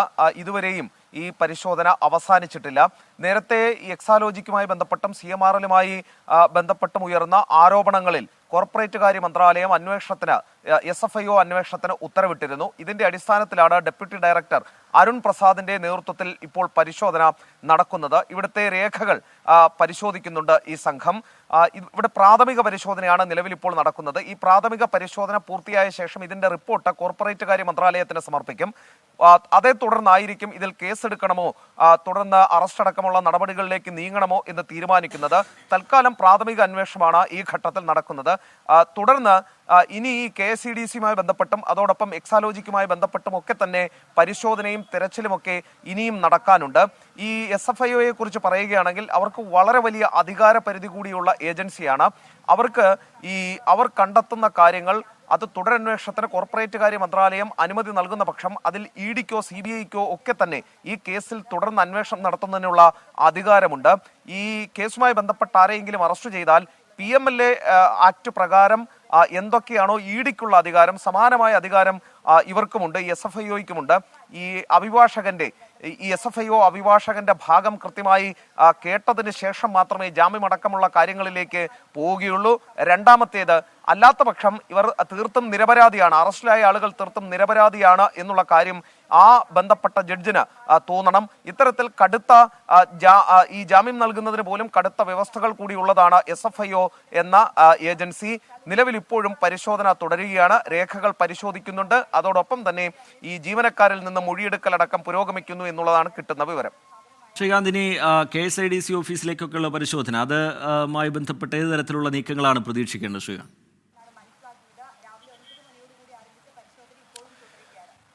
ഇവിടുത്തെ ഈ പരിശോധന പൂർത്തിയായതിനു ശേഷം മാത്രമേ മറ്റിടങ്ങളിലേക്കുള്ള നടപടികൾ ഉണ്ടാകൂ എന്നാണ് മനസ്സിലാക്കാൻ സാധിക്കുന്നത്. എന്തായാലും ഈ കോർപ്പറേറ്റ് കാര്യ മന്ത്രാലയം ഒരു ഉത്തരവ് ഇറക്കിയിരുന്നു. അതായത് SFIO ഈ വിഷയം അന്വേഷിക്കാൻ ആവശ്യപ്പെട്ട് കോർപ്പറേറ്റ് നിയമം 212 പ്രകാരം ഇതൊരു ക്രിമിനൽ ഒഫൻസ് എന്ന രീതിയിൽ തന്നെയാണ് കാണുന്നത്. അതിന്റെ അടിസ്ഥാനത്തിലാണ് SFIO അന്വേഷണത്തിന് ഉത്തരവിട്ടത്.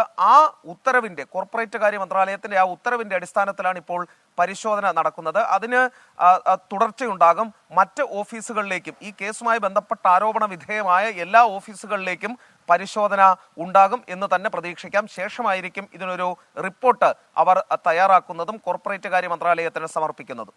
ശരി, വീണ വിജയൻ ഉൾപ്പെട്ട മാസപ്പടി വിവാദത്തിൽ കേന്ദ്ര ഏജൻസികൾ അന്വേഷണം തുടങ്ങിയിരിക്കുന്നു. അതിന്റെ ഭാഗമായി കൊച്ചിയിലെ CMRL കമ്പനിയിൽ SFIO പരിശോധന നടന്നുകൊണ്ടിരിക്കുകയാണ്. ജീവനക്കാരിൽ നിന്ന് വിവരങ്ങൾ തേടുന്നു. പ്രാഥമികമായൊരു പരിശോധനയാണ് കേന്ദ്ര ഏജൻസികളുടെ ഭാഗത്തു നിന്ന് ഉണ്ടാവുന്നത്. ശ്രീകാന്ത് കൊച്ചിയിൽ നിന്ന് അതിന്റെ വിശദാംശങ്ങൾ നൽകുകയായിരുന്നു. അടുത്ത റിപ്പോർട്ടിലേക്ക് പോയാൽ, ലോക്സഭാ തെരഞ്ഞെടുപ്പിൽ മുസ്ലിം ലീഗിന്റെ 3ാം സീറ്റ് ആവശ്യത്തിൽ തീരുമാനം വൈകുകയാണ്. സീറ്റ് സംബന്ധിച്ച് ചർച്ച ഇന്നത്തെ UDF നേതൃയോഗത്തിൽ ഉണ്ടായില്ല. അടുത്ത UDF നേതൃയോഗം ഈ മാസം 14 ചേരും. ലീഗിൻ്റേതൊഴികെ മറ്റ് ഘടകകക്ഷികളുമായുള്ള ചർച്ച പൂർത്തിയാക്കി കഴിഞ്ഞിട്ടുണ്ട്. ചർച്ചയിൽ ഫൈനൽ റിസൾട്ടാണ് പ്രധാനമെന്ന് PK കുഞ്ഞാലിക്കുട്ടി പ്രതികരിച്ചു. ഞങ്ങളെ സംബന്ധിച്ചിടത്തോളം ഞങ്ങൾ ഇന്ന് ഉണ്ടായ ചർച്ച പാർട്ടി കമ്മിറ്റിയിൽ വെച്ചിട്ട് 13-ാം തീയതി വീണ്ടും ചർച്ച ചെയ്യാം എന്നാണ് വെച്ചിരിക്കുന്നത്. 13 വീണ്ടും ചർച്ച ആവശ്യമുണ്ട്. അത് 13-ാം തീയതി ചർച്ച തുടരും. അതാണ് സ്ഥിതി. ചർച്ച തുടരുന്നുണ്ട്. അത് പറയാം. ഇപ്പം അത്രയേ ഉള്ളൂ. സലീം മാലിക് ചേരുന്നുണ്ട് വിവരങ്ങളുമായി തിരുവനന്തപുരത്ത് നിന്ന്. സലീം, സ്ഥാനാർത്ഥി നിർണയം വേഗത്തിൽ പൂർത്തിയാക്കി കളത്തിലേക്ക് ഇറങ്ങുക, അല്ലെങ്കിൽ സീറ്റ് വിഭജനം വേഗത്തിൽ പൂർത്തിയാക്കി കളത്തിലേക്ക് ഇറങ്ങുക എന്നുള്ള UDFന്റെ തീരുമാനത്തിന് ഈ 3ാം സീറ്റുമായി ബന്ധപ്പെട്ടുള്ള ലീഗുമായുള്ള ചർച്ച, അതിലെ പ്രതിസന്ധി ഒരു തടസ്സമായി നിൽക്കുന്ന പശ്ചാത്തലം, ഏത് തരത്തിലുള്ള ചർച്ചകളാണ് ഇതുമായി ബന്ധപ്പെട്ട് ഏറ്റവും ഒടുവിലായി നടക്കുന്നത്? നേരത്തെ പറഞ്ഞ പോലെയല്ല, ആ സീറ്റ് വേണം എന്നുള്ള ആവശ്യം തന്നെ ലീഗ് മുന്നോട്ട് വയ്ക്കുന്ന പശ്ചാത്തലം, സാഹചര്യം ബോധിപ്പിക്കാൻ കോൺഗ്രസ് ശ്രമിക്കുന്ന പശ്ചാത്തലം, വിവരങ്ങൾ എന്താണ് സലീം മാലിക്?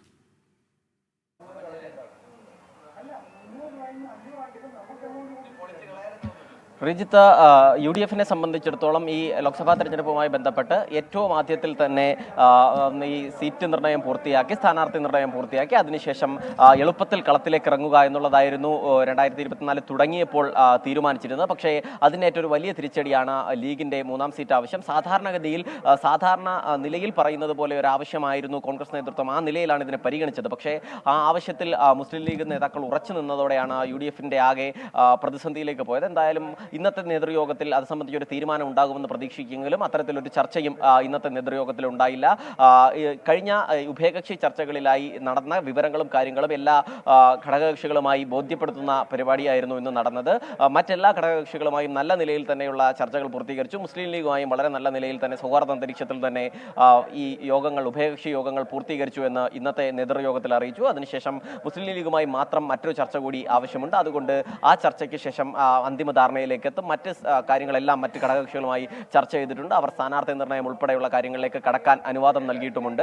അതേസമയം മുസ്ലിം ലീഗുമായി ഉഭയകക്ഷി ചർച്ച, അത് ഈ മാസം 13-ന് ഒരിക്കൽ കൂടി കോൺഗ്രസ് ലീഗ് ചർച്ചയുണ്ടാകും. അതിലൂടെ അന്തിമ തീരുമാനം എടുക്കാം എന്നുള്ളതാണ് നിലവിലെ പ്രതീക്ഷ. അതിനുശേഷം 14 നടക്കുന്ന UDF നേതൃയോഗത്തോടുകൂടി ഒരു ഫുൾ സ്വിംഗ് ആയി തന്നെ UDF തെരഞ്ഞെടുപ്പ് പ്രചരണത്തിന്റെ കളത്തിലേക്ക് ഇറങ്ങാം എന്നുള്ളതാണ് ഇപ്പോഴത്തെയും ഒരു വിശ്വാസം. അതേസമയം ഈ ചർച്ച ഏത് നിലയിൽ പോകുമെന്നുള്ളത് തന്നെയാണ് പ്രധാനപ്പെട്ട ആശങ്ക. കാരണം വയനാട്ടിലേക്ക് രാഹുൽ ഗാന്ധി വരുന്നില്ലെങ്കിൽ ആ സീറ്റ് വേണമെന്നത് മാത്രമായിരുന്നു മുസ്ലിം ലീഗിന്റെ ആദ്യത്തെ ഒരു അവകാശവാദമെങ്കിൽ പിന്നീട് അത് മാറി കണ്ണൂർ സീറ്റിൽ, വയനാട്ടിലേക്ക് രാഹുൽ ഗാന്ധി വരുന്ന പക്ഷം കണ്ണൂർ സീറ്റ് വേണമെന്നൊരു കടുംപിടുത്തത്തിലാണ് ഇപ്പോഴുള്ളത്. ആ കടുംപിടുത്തത്തിന് അയവ് വരുത്തുമോ എന്നുള്ളതാണ് പ്രധാനപ്പെട്ട കാര്യം. ഈ വിഷയത്തിൽ പോസിറ്റീവായാണോ കോൺഗ്രസ് നേതൃത്വം പ്രതികരിച്ചത് എന്ന ചോദ്യത്തിന് അതൊരു അളവുകോൽ വെക്കേണ്ട എന്നായിരുന്നു PK കുഞ്ഞാലിക്കുട്ടിയുടെ ഇന്നത്തെ മറുപടി. അതിന്റെ ഫൈനൽ റിസൾട്ട് മാത്രമാണ് പ്രധാനം. അതിനപ്പുറത്തേക്ക് എത്ര ഡിഗ്രി ചർച്ച മുന്നോട്ട് പോയി എന്നതിലൊന്നും കാര്യമില്ല എന്നുള്ള നിലയിലാണ് കുഞ്ഞാലിക്കുട്ടി ഇപ്പോഴും പ്രതികരിക്കുന്നത്. എന്തായാലും ആ ചർച്ചകൾ മുന്നോട്ട് പോവുകയാണ്. അതേസമയം പരസ്യമായി ലീഗിനെ എതിർക്കുകയോ അതല്ലെങ്കിൽ ലീഗിന്റെ 3ാം സീറ്റ് ആവശ്യത്തെ തള്ളുകയോ ചെയ്യുന്നില്ല കോൺഗ്രസ് നേതാക്കൾ. അതേസമയം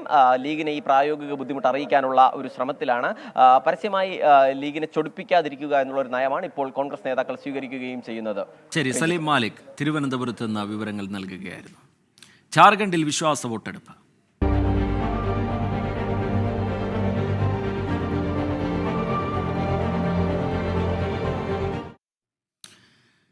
ജാർഖണ്ഡ് നിയമസഭയിൽ വിശ്വാസ വോട്ടെടുപ്പ് ആരംഭിച്ചിരിക്കുന്നു. കോടതിയുടെ പ്രത്യേക അനുമതിയോടെ മുൻ മുഖ്യമന്ത്രി ഹേമന്ത് സോറൻ വോട്ടെടുപ്പിന് എത്തിയിട്ടുണ്ട്. തന്റെ അറസ്റ്റിന് പിന്നിൽ രാജ്ഭവനും പങ്കുണ്ട് എന്ന് സംശയിക്കുന്നതായി ഹേമന്ത് സോറൻ ആരോപിച്ചു. തന്റെ പേരിൽ രജിസ്റ്റർ ചെയ്ത ഭൂമിയുടെ രേഖകൾ കാണിച്ചാൽ രാഷ്ട്രീയം വിടാമെന്ന് ഹേമന്ത് സോറൻ വെല്ലുവിളിച്ചു.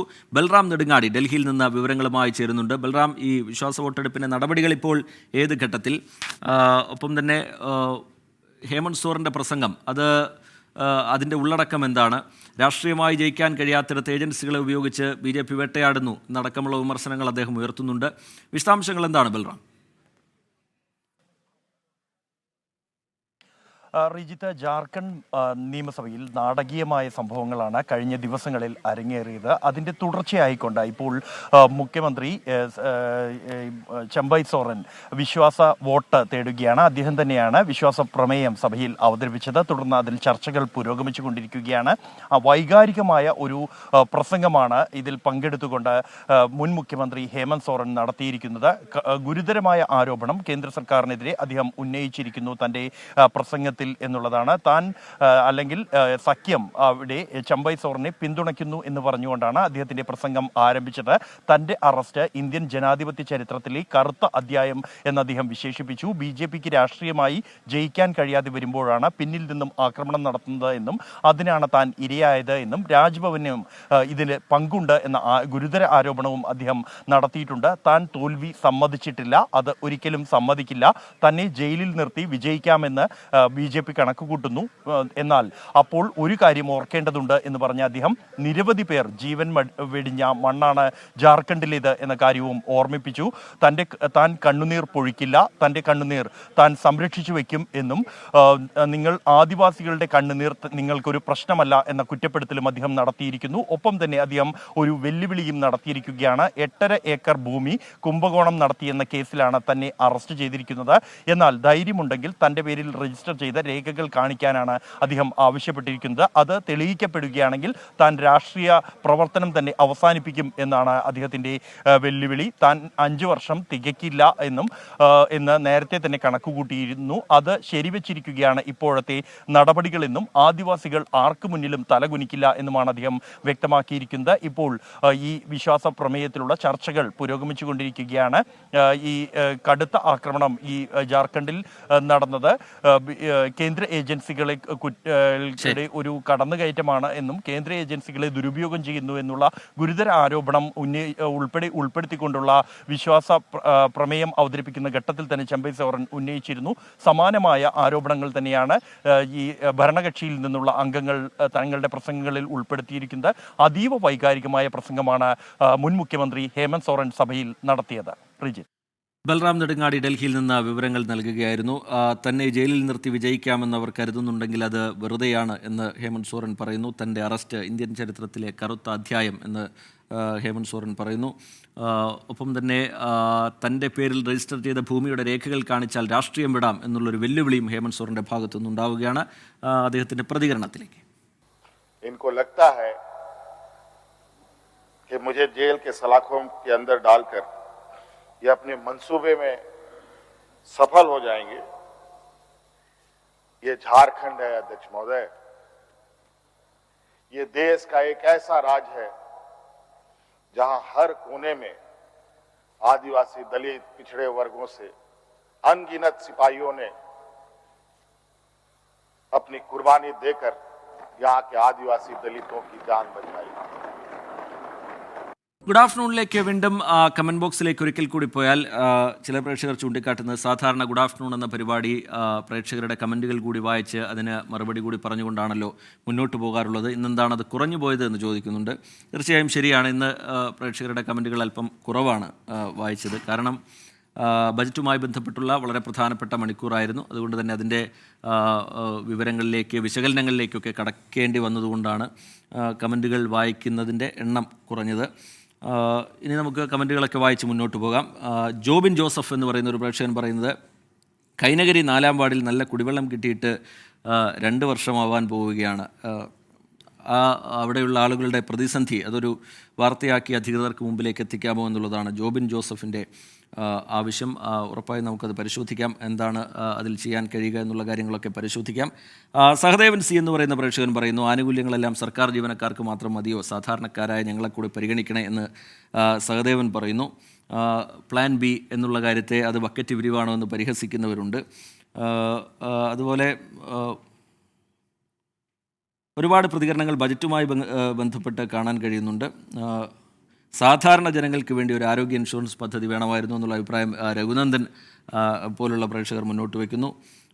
അങ്ങനെ ബജറ്റിലെ പ്രഖ്യാപനങ്ങളുമായി ബന്ധപ്പെട്ടാണ് കൂടുതൽ കമൻറ്റുകൾ കാണാൻ കഴിയുന്നത്. മറ്റു ചില കമൻറ്റുകളും ഒക്കെ ഉണ്ട്. അതൊക്കെ സമയത്തിനനുസരിച്ച് നമുക്ക് പ്രേക്ഷകർക്ക് മുമ്പിലേക്ക് വായിക്കാം. അടുത്ത റിപ്പോർട്ടിലേക്ക് നമ്മൾ കടക്കുകയാണ്. കുട്ടനെല്ലൂർ സർവീസ് സഹകരണ ബാങ്കിൽ നിന്ന് ചിട്ടി വിളിച്ച പണം കിട്ടാത്തതിനെ തുടർന്ന് പ്രതിഷേധവുമായി ക്യാൻസർ രോഗിയുടെ കുടുംബം. കുട്ടനെല്ലൂർ സ്വദേശി പുരുഷോത്തമനും ഭാര്യ ലിസിയുമാണ് പ്രതിഷേധിക്കുന്നത്. ചികിത്സയ്ക്ക് വേണ്ടി വിളിച്ച ചിട്ടി തുക 8 മാസമായി ലഭിക്കാത്തതോടെ ബാങ്കിലെത്തി പ്രതിഷേധിക്കുകയായിരുന്നു.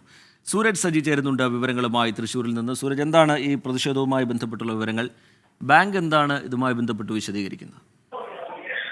പലവിധ നിക്ഷേപങ്ങളുമായി ബന്ധപ്പെട്ടുകൊണ്ട് കുട്ടനെല്ലൂർ ബാങ്കിൽ എത്തുന്ന നിരവധി പേരാണ്. പക്ഷേ ഇവർക്കൊന്നും തന്നെ ഈ തുക ബാങ്കിൽ മടക്കി നൽകാൻ കഴിയാത്തൊരു ധനപ്രതിസന്ധിയുണ്ട്. ഇത്തരത്തിൽ ചിട്ടി വിളിച്ച് പണം വാങ്ങാനെത്തിയ കുടുംബമാണ് ഇപ്പോൾ ഈ പ്രതിഷേധവുമായി രംഗത്തെത്തിയിരിക്കുന്നത്. ഇത് ക്യാൻസർ രോഗിയായിട്ടുള്ള ഒരു വ്യക്തിയുള്ള കുടുംബമാണ്. അവരെ സംബന്ധിച്ച് ചികിത്സയ്ക്ക് വേണ്ടിയാണ് പണം ആവശ്യപ്പെട്ടത്. പക്ഷേ ചിട്ടി വിളിച്ച് 8 മാസം കഴിഞ്ഞിട്ടും പണം ലഭിക്കാത്ത സ്ഥിതിയാണ് എന്നുള്ളതാണ് പറയുന്നത്. കുട്ടനെല്ലൂർ സ്വദേശി പുരുഷോത്തമനും അതുപോലെ തന്നെ ഭാര്യ ലിസിയുമാണ് ഇപ്പോൾ ഈ ബാങ്കിന് മുന്നിൽ പ്രതിഷേധിക്കുന്നത്. ഈ ലിസിയുടെ ചികിത്സാർത്ഥമാണ് ഈ ചിട്ടി വിളിച്ച പണം ഇവർ ആവശ്യപ്പെടുന്നത്. നേരത്തെ ഇവർക്ക് ബാങ്കിൽ മറ്റൊരു ലോൺ ഉണ്ടായിരുന്നു. ആ ലോൺ വസ്തു വിറ്റ് ഈ ലോൺ ക്ലോസ് ചെയ്യുകയും ചെയ്തിരുന്നു. അതിനുശേഷമാണ് ഇവർ സമീപത്ത് തന്നെ ഒരു 5 സെന്റ് സ്ഥലം വാങ്ങുന്നു. ഈ സ്ഥലം ഈടായി നൽകിക്കൊണ്ടാണ് ഈ 10 ലക്ഷം രൂപയുടെ ചിട്ടിയിൽ 7 ലക്ഷം രൂപ നൽകണം എന്ന് ആവശ്യപ്പെട്ടത്. പക്ഷേ ഈ ചിട്ടി വിളിച്ച് 8 മാസം കഴിഞ്ഞിട്ടും ബാങ്ക് അധികൃതർ ഇത് കൈമാറാൻ തയ്യാറായില്ല. പകരം ഇവർ പറയുന്നത് ദിവസം 10,000 രൂപ വെച്ച് 1 മാസം നൽകാം, ബാക്കി തുക ഈ ബാങ്കിൽ ഇവരുടെ തന്നെ അക്കൗണ്ടിലേക്ക് മാറ്റും എന്നുള്ളതാണ് ആവശ്യപ്പെടുന്നത്. പക്ഷേ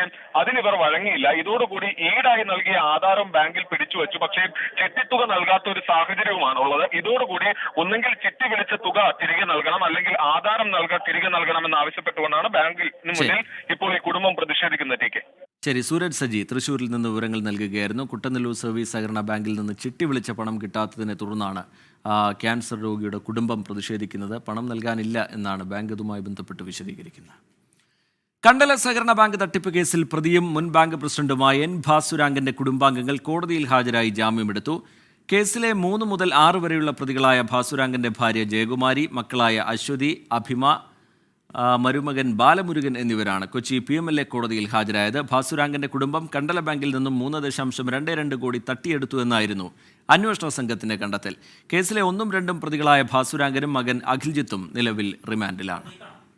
ഗുഡ് ആഫ്റ്റർനൂണിലേക്ക് വീണ്ടും. വിനോദയാത്രക്കിടെ കോളേജ് ബസ്സും ലോറിയും കൂട്ടിയിടിച്ച അപകടം, 20 വിദ്യാർത്ഥികൾക്ക് പരിക്കേറ്റു. പെരുമ്പാവൂർ സിഗ്നൽ ജംഗ്ഷനിലാണ് പുലർച്ചെ അപകടമുണ്ടായത്. പ്രദേശത്ത് ഹൈമാസ് ലൈറ്റുകൾ കത്തുന്നില്ല എന്ന പരാതി സജീവമായിരുന്നു. അതുമൂലമുണ്ടാകുന്ന അപകടങ്ങൾ പതിവാണ് എന്നുള്ള പരാതി സജീവമായിരുന്നു. ഇന്നും അത് നാട്ടുകാർ പറയുകയും ചെയ്തു.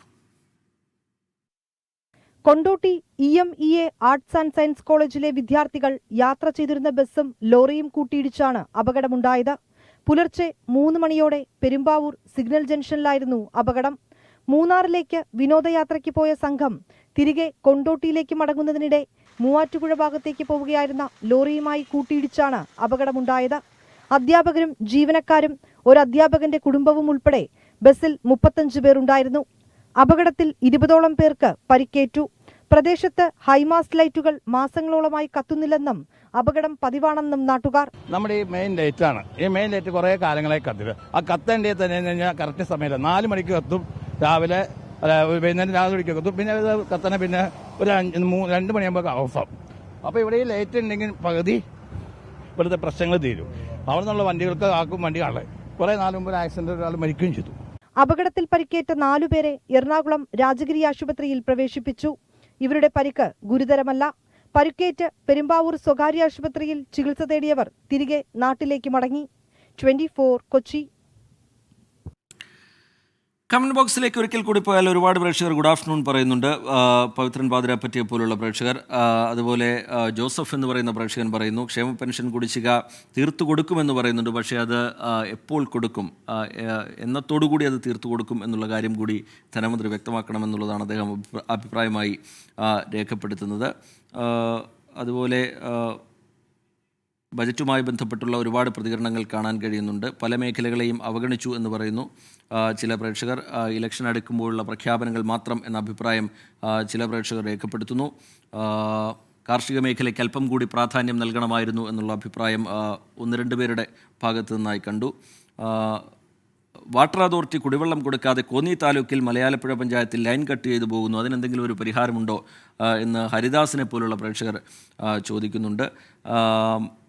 മെഹന ലത്തീഫ് എന്ന് പറയുന്ന ഒരു പ്രേക്ഷക ചൂണ്ടിക്കാട്ടുന്നത് ആരോഗ്യരംഗത്ത് ഗുരുതരമായ പ്രത്യാഘാതങ്ങൾ ഉണ്ടാക്കുന്ന മായം ചേർത്ത ഉൽപ്പന്നങ്ങൾ, വെളിച്ചെണ്ണ, മസാലപ്പൊടികൾ ഇതൊക്കെ പൂർണ്ണമായും നിർത്തലാക്കാൻ അല്പം കൂടി ഗൗരവകരമായ ഇടപെടൽ സർക്കാരിൻ്റെ ഭാഗത്തു നിന്നുണ്ടാകണം എന്നുള്ളൊരാവശ്യം അവർ മുന്നോട്ട് വയ്ക്കുന്നു. അങ്ങനെ കമൻറ്റ് ബോക്സിൽ സജീവമായി പ്രേക്ഷകരുടെ പ്രതികരണങ്ങൾ കാണുന്നുണ്ട്. അടുത്ത റിപ്പോർട്ടിലേക്ക് പോയാൽ യൂത്ത് കോൺഗ്രസ് വ്യാജ ID കാർഡ് കേസിൽ മുഖ്യപ്രതി പോലീസിന് മുന്നിൽ കീഴടങ്ങി.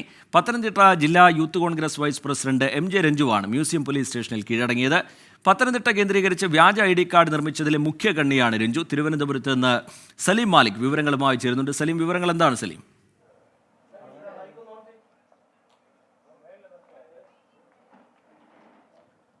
റിജിത്ത്, യൂത്ത് കോൺഗ്രസ് വ്യാജ ID കാർഡ് വിവാദവുമായി ബന്ധപ്പെട്ടാണ് ഇപ്പോൾ അതിൻ്റെ 10ാമത്തെ അറസ്റ്റാണ് രേഖപ്പെടുത്തുന്നത്. കോടതിയുടെ തന്നെ നിർദ്ദേശപ്രകാരമാണ് ഇപ്പോൾ മ്യൂസിയം സ്റ്റേഷനിൽ ഹാജരായി പ്രതി കീഴടങ്ങിയിരിക്കുന്നത്. നേരത്തെ ദിവസങ്ങൾക്ക് മുൻപ് കാസർഗോഡ് സ്വദേശിയും സമാനമായി കീഴടങ്ങിയിരുന്നു. ഇപ്പോൾ കീഴടങ്ങിയ MJ രഞ്ജു അടൂർ സ്വദേശിയാണ്. മാത്രമല്ല രാഹുൽ മങ്കൂട്ടത്തിലെ നാട്ടുകാരൻ കൂടി ആയതുകൊണ്ട് തന്നെ പത്തനംതിട്ട കേന്ദ്രീകരിച്ച് വ്യാജ ID കാർഡ് നിർമ്മിച്ചതിലെ മുഖ്യ കണ്ണിയാണ് എന്നുള്ളതായിരുന്നു പോലീസിന്റെ വിലയിരുത്തൽ. BJP സംസ്ഥാന അധ്യക്ഷൻ K സുരേന്ദ്രനും ഒപ്പം DYFI സംസ്ഥാന കമ്മിറ്റിയും കൊടുത്ത പരാതിയിലാണ് ഇപ്പോഴുള്ള ഈ അറസ്റ്റ് ഉണ്ടായിരിക്കുന്നത്. മുൻകൂർ ജാമ്യം ഉള്ളതിനാൽ തന്നെ അറസ്റ്റ് രേഖപ്പെടുത്തിയ ശേഷം വിട്ടയക്കും എന്നുള്ളതാണ് നമുക്ക് മനസ്സിലാക്കാൻ കഴിയുന്നത്. റീജിത്ത്. ശരി, സലീം മാലിക് തിരുവനന്തപുരത്ത് നിന്ന് വിവരങ്ങൾ നൽകുകയായിരുന്നു. യൂത്ത് കോൺഗ്രസ് വ്യാജ ID കാർഡ് കേസിലെ മുഖ്യപ്രതിയാണ് ഇപ്പോൾ പോലീസിന് മുന്നിൽ കീഴടങ്ങിയിരിക്കുന്നത്. പത്തനംതിട്ട ജില്ലാ youth Congress vice president MJ Ranju museum police സ്റ്റേഷനിലെത്തിയാണ് കീഴടങ്ങിയിരിക്കുന്നത്. സലീം മാലിക് അതിൻ്റെ വിവരങ്ങൾ പങ്കുവയ്ക്കുകയായിരുന്നു. ലോക്സഭാ തെരഞ്ഞെടുപ്പിൽ സ്ഥാനാർത്ഥി മോശമായതിൻ്റെ പേരിൽ കോട്ടയത്ത് തോൽക്കരുതെന്ന് കേരള കോൺഗ്രസ് ജോസഫ് വിഭാഗം നേതാവ് മോൻസ് ജോസഫ്. ആകെയുള്ള ഒരു സീറ്റിലേക്ക് പ്രധാന നേതാക്കളെ എല്ലാം പരിഗണിക്കുന്നുണ്ട്. സ്ഥാനാർത്ഥിയെ നിർണ്ണയിക്കുന്നതിൽ ഒറ്റക്കെട്ടായി തീരുമാനമെടുക്കുമെന്നും മോൻസ് ജോസഫ് 24-നോട് പറഞ്ഞു. സ്ഥാനാർത്ഥിയെ നിശ്ചയിക്കാനുള്ള ഹൈപ്പവർ കമ്മിറ്റി ഇന്ന് ചേരുന്നുണ്ട്. ആകെയുള്ള ഒരു സീറ്റിലേക്ക് പ്രധാന നേതാക്കൾ എല്ലാം തന്നെ അവകാശവാദം ഉന്നയിച്ചത് കേരള കോൺഗ്രസ് ജോസഫ് വിഭാഗത്തിനെ പ്രതിസന്ധിയിലാക്കിയിരുന്നു. എന്നാൽ ഇതൊന്നും കാര്യമായി എടുക്കാതെ മുന്നോട്ടു പോവുകയാണ് നേതൃത്വം. കഷ്ടപ്പെടുന്ന നേതാക്കളാണ് എല്ലാവരും. അവർക്ക് ആഗ്രഹം പറയാൻ അവകാശമുണ്ട്. എന്നാൽ സ്ഥാനാർത്ഥി മോശമായതിന്റെ പേരിൽ തോൽക്കരുതെന്ന് മോൻസ് ജോസഫ് MLA 24-നോട് പറഞ്ഞു. കേരളത്തിലെ 20 മണ്ഡലങ്ങളിലും ജയസാധ്യതയുള്ള സ്ഥാനാർത്ഥികൾ മത്സരിക്കണം. സ്ഥാനാർത്ഥികൾ മോശമായതിന്റെ പേരിൽ തോക്കരുത്. കോൺഗ്രസ് നല്ല നിലപാടാണ് എടുത്തിരിക്കുന്നത്. അപ്പോൾ ആ ഒരു നിലയിലേക്ക് അത് UDFന്റെ പൊതു നിലപാടാണ്. കോൺഗ്രസിന്റെ മാത്രമല്ല, കേരള കോൺഗ്രസിന്റെയും നിലപാട് അത് തന്നെയാണ്. കോട്ടയം സീറ്റ് നിർബന്ധമായും ജയിക്കണം. കോൺഗ്രസിനും ഇതേ നിലപാടാണുള്ളത്. സ്ഥാനാർത്ഥി നിർണയത്തിൽ കോൺഗ്രസ് നേതൃത്വം ഇതുവരെ ഇടപെട്ടിട്ടില്ല. വിജയസാധ്യതയുള്ള സ്ഥാനാർത്ഥിയെ തന്നെ പ്രഖ്യാപിക്കുമെന്നും മോൻസ് ജോസഫ് വ്യക്തമാക്കി. ലോക്സഭാ ഇലക്ഷനിൽ കോട്ടയം ജയിക്കണം. അതിനുള്ള കാര്യത്തിൽ കേരള കോൺഗ്രസും UDFും ഒരേ വികാരത്തിൽ നിൽക്കുന്നു. അതിനനുയോജ്യമായ ചർച്ചകൾ പാർട്ടി ചെയർമാൻ P. ജോസഫ് സാറിന്റെ നേതൃത്വത്തിൽ വരും ദിവസങ്ങളിൽ നടക്കും. ഏകെണ്ണമായി തീരുമാനമെടുക്കും. UDFിൽ നിന്ന് കോട്ടയം സീറ്റിന്റെ കാര്യത്തിൽ ഉറപ്പ് ലഭിച്ചാൽ സ്ഥാനാർത്ഥി ആരാണെന്ന് പാർട്ടി പ്രഖ്യാപിക്കും. തുടർന്ന് അടുത്ത ദിവസം തന്നെ സ്ഥാനാർത്ഥിയെ പ്രഖ്യാപിക്കും. സ്ഥാനാർത്ഥിയാകാൻ അവകാശവാദം ഉന്നയിച്ച നേതാക്കളെയെല്ലാം അനുനയിപ്പിച്ച് ഒരു പേരിലേക്ക് സ്ഥാനാർത്ഥി ചർച്ചകൾ എത്തിക്കാൻ സാധിച്ചുവെന്നും മോൻസ് ജോസഫ് പറഞ്ഞു വെക്കുന്നു. കോട്ടയത്ത് നിന്ന് ഷിബിൻ ബഷീറിനൊപ്പം ടോബി ജോൺസൺ, 24. ഇപ്പോൾ MM ഹസൻ മാധ്യമങ്ങളെ കാണുന്നു. തത്സമയ സംപ്രേഷണത്തിലേക്ക്. കോൺഗ്രസ് നേതൃത്വത്തിന്റെ മുമ്പിൽ അവർ വച്ചിട്ടുള്ള ആവശ്യത്തെക്കുറിച്ചുള്ള നമ്മുടെ പ്രതികരണം അവരോട് അറിയിച്ചു കഴിഞ്ഞു. പക്ഷെ അവർക്കെല്ലാവർക്കും മറ്റു ഘടകകക്ഷികളൊക്കെ കൂടിയാലോചിച്ചിട്ടുണ്ടാവും. പക്ഷെ ഇന്നത്തെ യോഗത്തിൽ മുസ്ലിം ലീഗ് കൂടിയാലോചന നടത്തി ഒരു തീരുമാനം പറയാൻ അവർക്ക് സാധിക്കാത്തത് കൊണ്ട് അവരും കൂടിയാലോചന നടത്തി തീരുമാനം പറയുമ്പോൾ എല്ലാ കക്ഷികളും അവരുടെ അഭിപ്രായങ്ങൾ പറയും. ഇല്ല, ചർച്ചകളൊക്കെ കഴിഞ്ഞു. അവരുടെ മുസ്ലിം ലീഗിന്റെ തങ്ങളുടെ സാന്നിധ്യത്തിൽ അവർ യോഗം നടത്താൻ അവർക്ക് സാധിക്കാതെ കൊണ്ട് അവരുടനെ കൂടി തീരുമാനിക്കും. തെരഞ്ഞെടുപ്പിൻ്റെ ഒരുക്കങ്ങളൊക്കെ ഇന്നലെ ഞങ്ങളുടെ തെരഞ്ഞെടുപ്പ് KPCCയുടെ തെരഞ്ഞെടുപ്പ് പ്രചരണത്തിൻ്റെ ഉദ്ഘാടനമാണ് ഇന്നലെ അഖിലേന്ത്യാ കോൺഗ്രസ് പ്രസിഡന്റ് ഖാർഗെ തേക്കിക്കാട് മൈതാനത്തിൽ വന്ന് നടത്തിയത്. ഓരോ പാർട്ടികളും അവരുടെ പ്രിപ്പറേഷൻ നന്നായി നടക്കുന്നുണ്ട്. അതിൻ്റെ ഒരു പ്രധാന ഭാഗമാണ് സ്ഥാനാർത്ഥി നിർണയം. അപ്പോൾ ഈ 14-ാം തീയതി ഞങ്ങൾ പ്രഖ്യാപിച്ചു കഴിഞ്ഞാൽ മറ്റു പാർട്ടികൾ അവരുടെ സ്ഥാനാർത്ഥികളെ പ്രഖ്യാപിക്കും. KPCC കോൺഗ്രസിനെ സംബന്ധിച്ചിടത്തോളം നിലവിലുള്ള MP-മാർ അവരോട് അവരുടെ പ്രവർത്തനങ്ങളുമായി മുന്നോട്ട് പോകുന്നതുകൊണ്ട് AICC നേതൃത്വം അവരോട് പ്രവർത്തനവുമായി മുമ്പോട്ട് പോകാൻ പറഞ്ഞ സാഹചര്യത്തിലാണ് ഇന്നലെ കൂടിയ KPCC ഇലക്ഷൻ കമ്മിറ്റി അവർ തീരുമാനമെടുത്തത് നിലവിലുള്ള MP-മാരുടെ കാര്യത്തിലും ഇനി 2 സീറ്റിൽ വരുന്ന ഒഴിവിൻ്റെ കാര്യത്തിലും ഇലക്ഷൻ കമ്മിറ്റി മെമ്പർമാരുടെ എല്ലാം അഭിപ്രായം കേട്ടുകൊണ്ട് ഒരു തീരുമാനമെടുക്കാൻ KPCC പ്രസിഡന്റും പ്രതിപക്ഷ നേതാവും ശ്രീ രമേശ് ചെന്നിത്തലയും എന്നെയും അടക്കം ഒരു ഉപസമിതിയെ നിയോഗിച്ചിരിക്കുകയാണ്. ഞങ്ങൾ അതിൻ്റെ പ്രവർത്തനങ്ങൾ ഉടനെ ആരംഭിക്കും. അല്ല, അവർ സീറ്റ് വിഭജനത്തെക്കുറിച്ച് നമ്മൾ അന്തിമമായി 14-ാം തീയതി പ്രഖ്യാപിച്ചു കഴിഞ്ഞാൽ ഘടകകക്ഷികൾ അവരുടെ സ്ഥാനാർത്ഥികളെ പ്രഖ്യാപിക്കും. കോൺഗ്രസിനെ സംബന്ധിച്ചിടത്തോളം കോൺഗ്രസ് പാർലമെന്ററി പാർട്ടിയാണ്. അതിനാവശ്യമായ ചർച്ചകൾ നടത്തി സ്ക്രീനിംഗ് കമ്മിറ്റിയുടെ മുമ്പിൽ ഞങ്ങൾ ഈ കേരളത്തിലെ അംഗങ്ങളുടെ ഇലക്ഷൻ കമ്മിറ്റിയിലെ അംഗങ്ങളുടെ അഭിപ്രായങ്ങളും അവർ നൽകുന്ന പേരുകളും ഒക്കെ സ്ക്രീനിംഗ് കമ്മിറ്റിയുടെ ശ്രദ്ധയിൽപ്പെടും.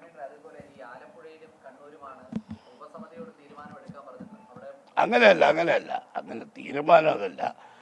ഈ നിലവിലുള്ള MP-മാർ അവരുടെ എല്ലാം സംസാരിച്ച് ബാക്കി ഇലക്ഷൻ കമ്മിറ്റിയിലെ അംഗങ്ങളോടെല്ലാം സംസാരിച്ച ശേഷം നിലവിലുള്ള MP-മാർ തുടരണമെന്ന അഭിപ്രായമുള്ളിടത്ത് അവർ തുടരും. ആ റെക്കമെൻഡേഷനെ ഞങ്ങൾക്ക് കൊടുക്കാൻ പറ്റൂ. അല്ലാത്ത സ്ഥലങ്ങളാണ് ആലപ്പുഴയും. അവിടെ ആര് നല്ല സ്ഥാനാർത്ഥി എന്നുള്ളതിനെക്കുറിച്ച് ഞങ്ങളുടെ റെക്കമെൻഡേഷൻ ഞങ്ങളല്ല ഡിസൈഡ് ചെയ്യുന്നത്. We are not the competent committee. ഞങ്ങൾ ഇലക്ഷൻ പ്രോസസ്സിംഗ് കമ്മിറ്റിക്കും ഹൈക്കമാൻഡിനും ഞങ്ങളുടെ ശുപാർശകൾ സമർപ്പിക്കും. ഒരുപാട് പേരുടെ ചിത്രമുണ്ട്. അല്ലല്ല, ഒരു കനൽ തരിയില്ല. അവിടെ കനലും ഇല്ല, തരിയുമില്ല. കോൺഗ്രസിനകത്ത് ഈ 2 പാർലമെന്റ് മണ്ഡലത്തിലും മത്സരിക്കാൻ യോഗ്യരായ 1 ഡസൻ ആളുകളെങ്കിലും ഉണ്ട്. സ്ഥാനാർത്ഥികളുടെ നിർണയത്തെ സംബന്ധിച്ച് ഹൈക്കമാൻഡിൻ്റെ മുമ്പിൽ വരുമ്പോൾ ഏറ്റവും വിജയസാധ്യതയുള്ള സ്ഥാനാർത്ഥി ഹൈക്കമാൻഡ് തീരുമാനിക്കും. എല്ലാവരുടെ ഞങ്ങളുടെ സ്ഥാനാർത്ഥി നിർണയത്തിൽ യുവാക്കൾ, വനിതകൾ, ദളിത് സമൂഹത്തിൽപ്പെട്ടവർ, അവർക്കാണല്ലോ മുൻഗണന.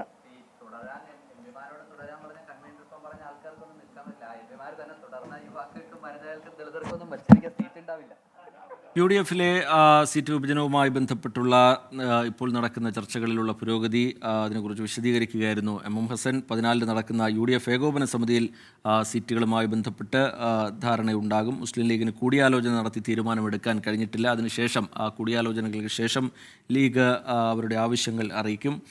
നിലവിലെ MP-മാരോട് അവരുടെ പ്രവർത്തനവുമായി മുന്നോട്ട് പോകാൻ അറിയിച്ചിട്ടുണ്ട്. എന്തായാലും സ്ഥാനാർത്ഥി നിർണയവുമായി ബന്ധപ്പെട്ട് സീറ്റ് വിഭജനവുമായി ബന്ധപ്പെട്ടുള്ള ചർച്ചകൾ പുരോഗമിക്കുന്നുവെന്ന് വിശദീകരിക്കുകയായിരുന്നു MM Hasan.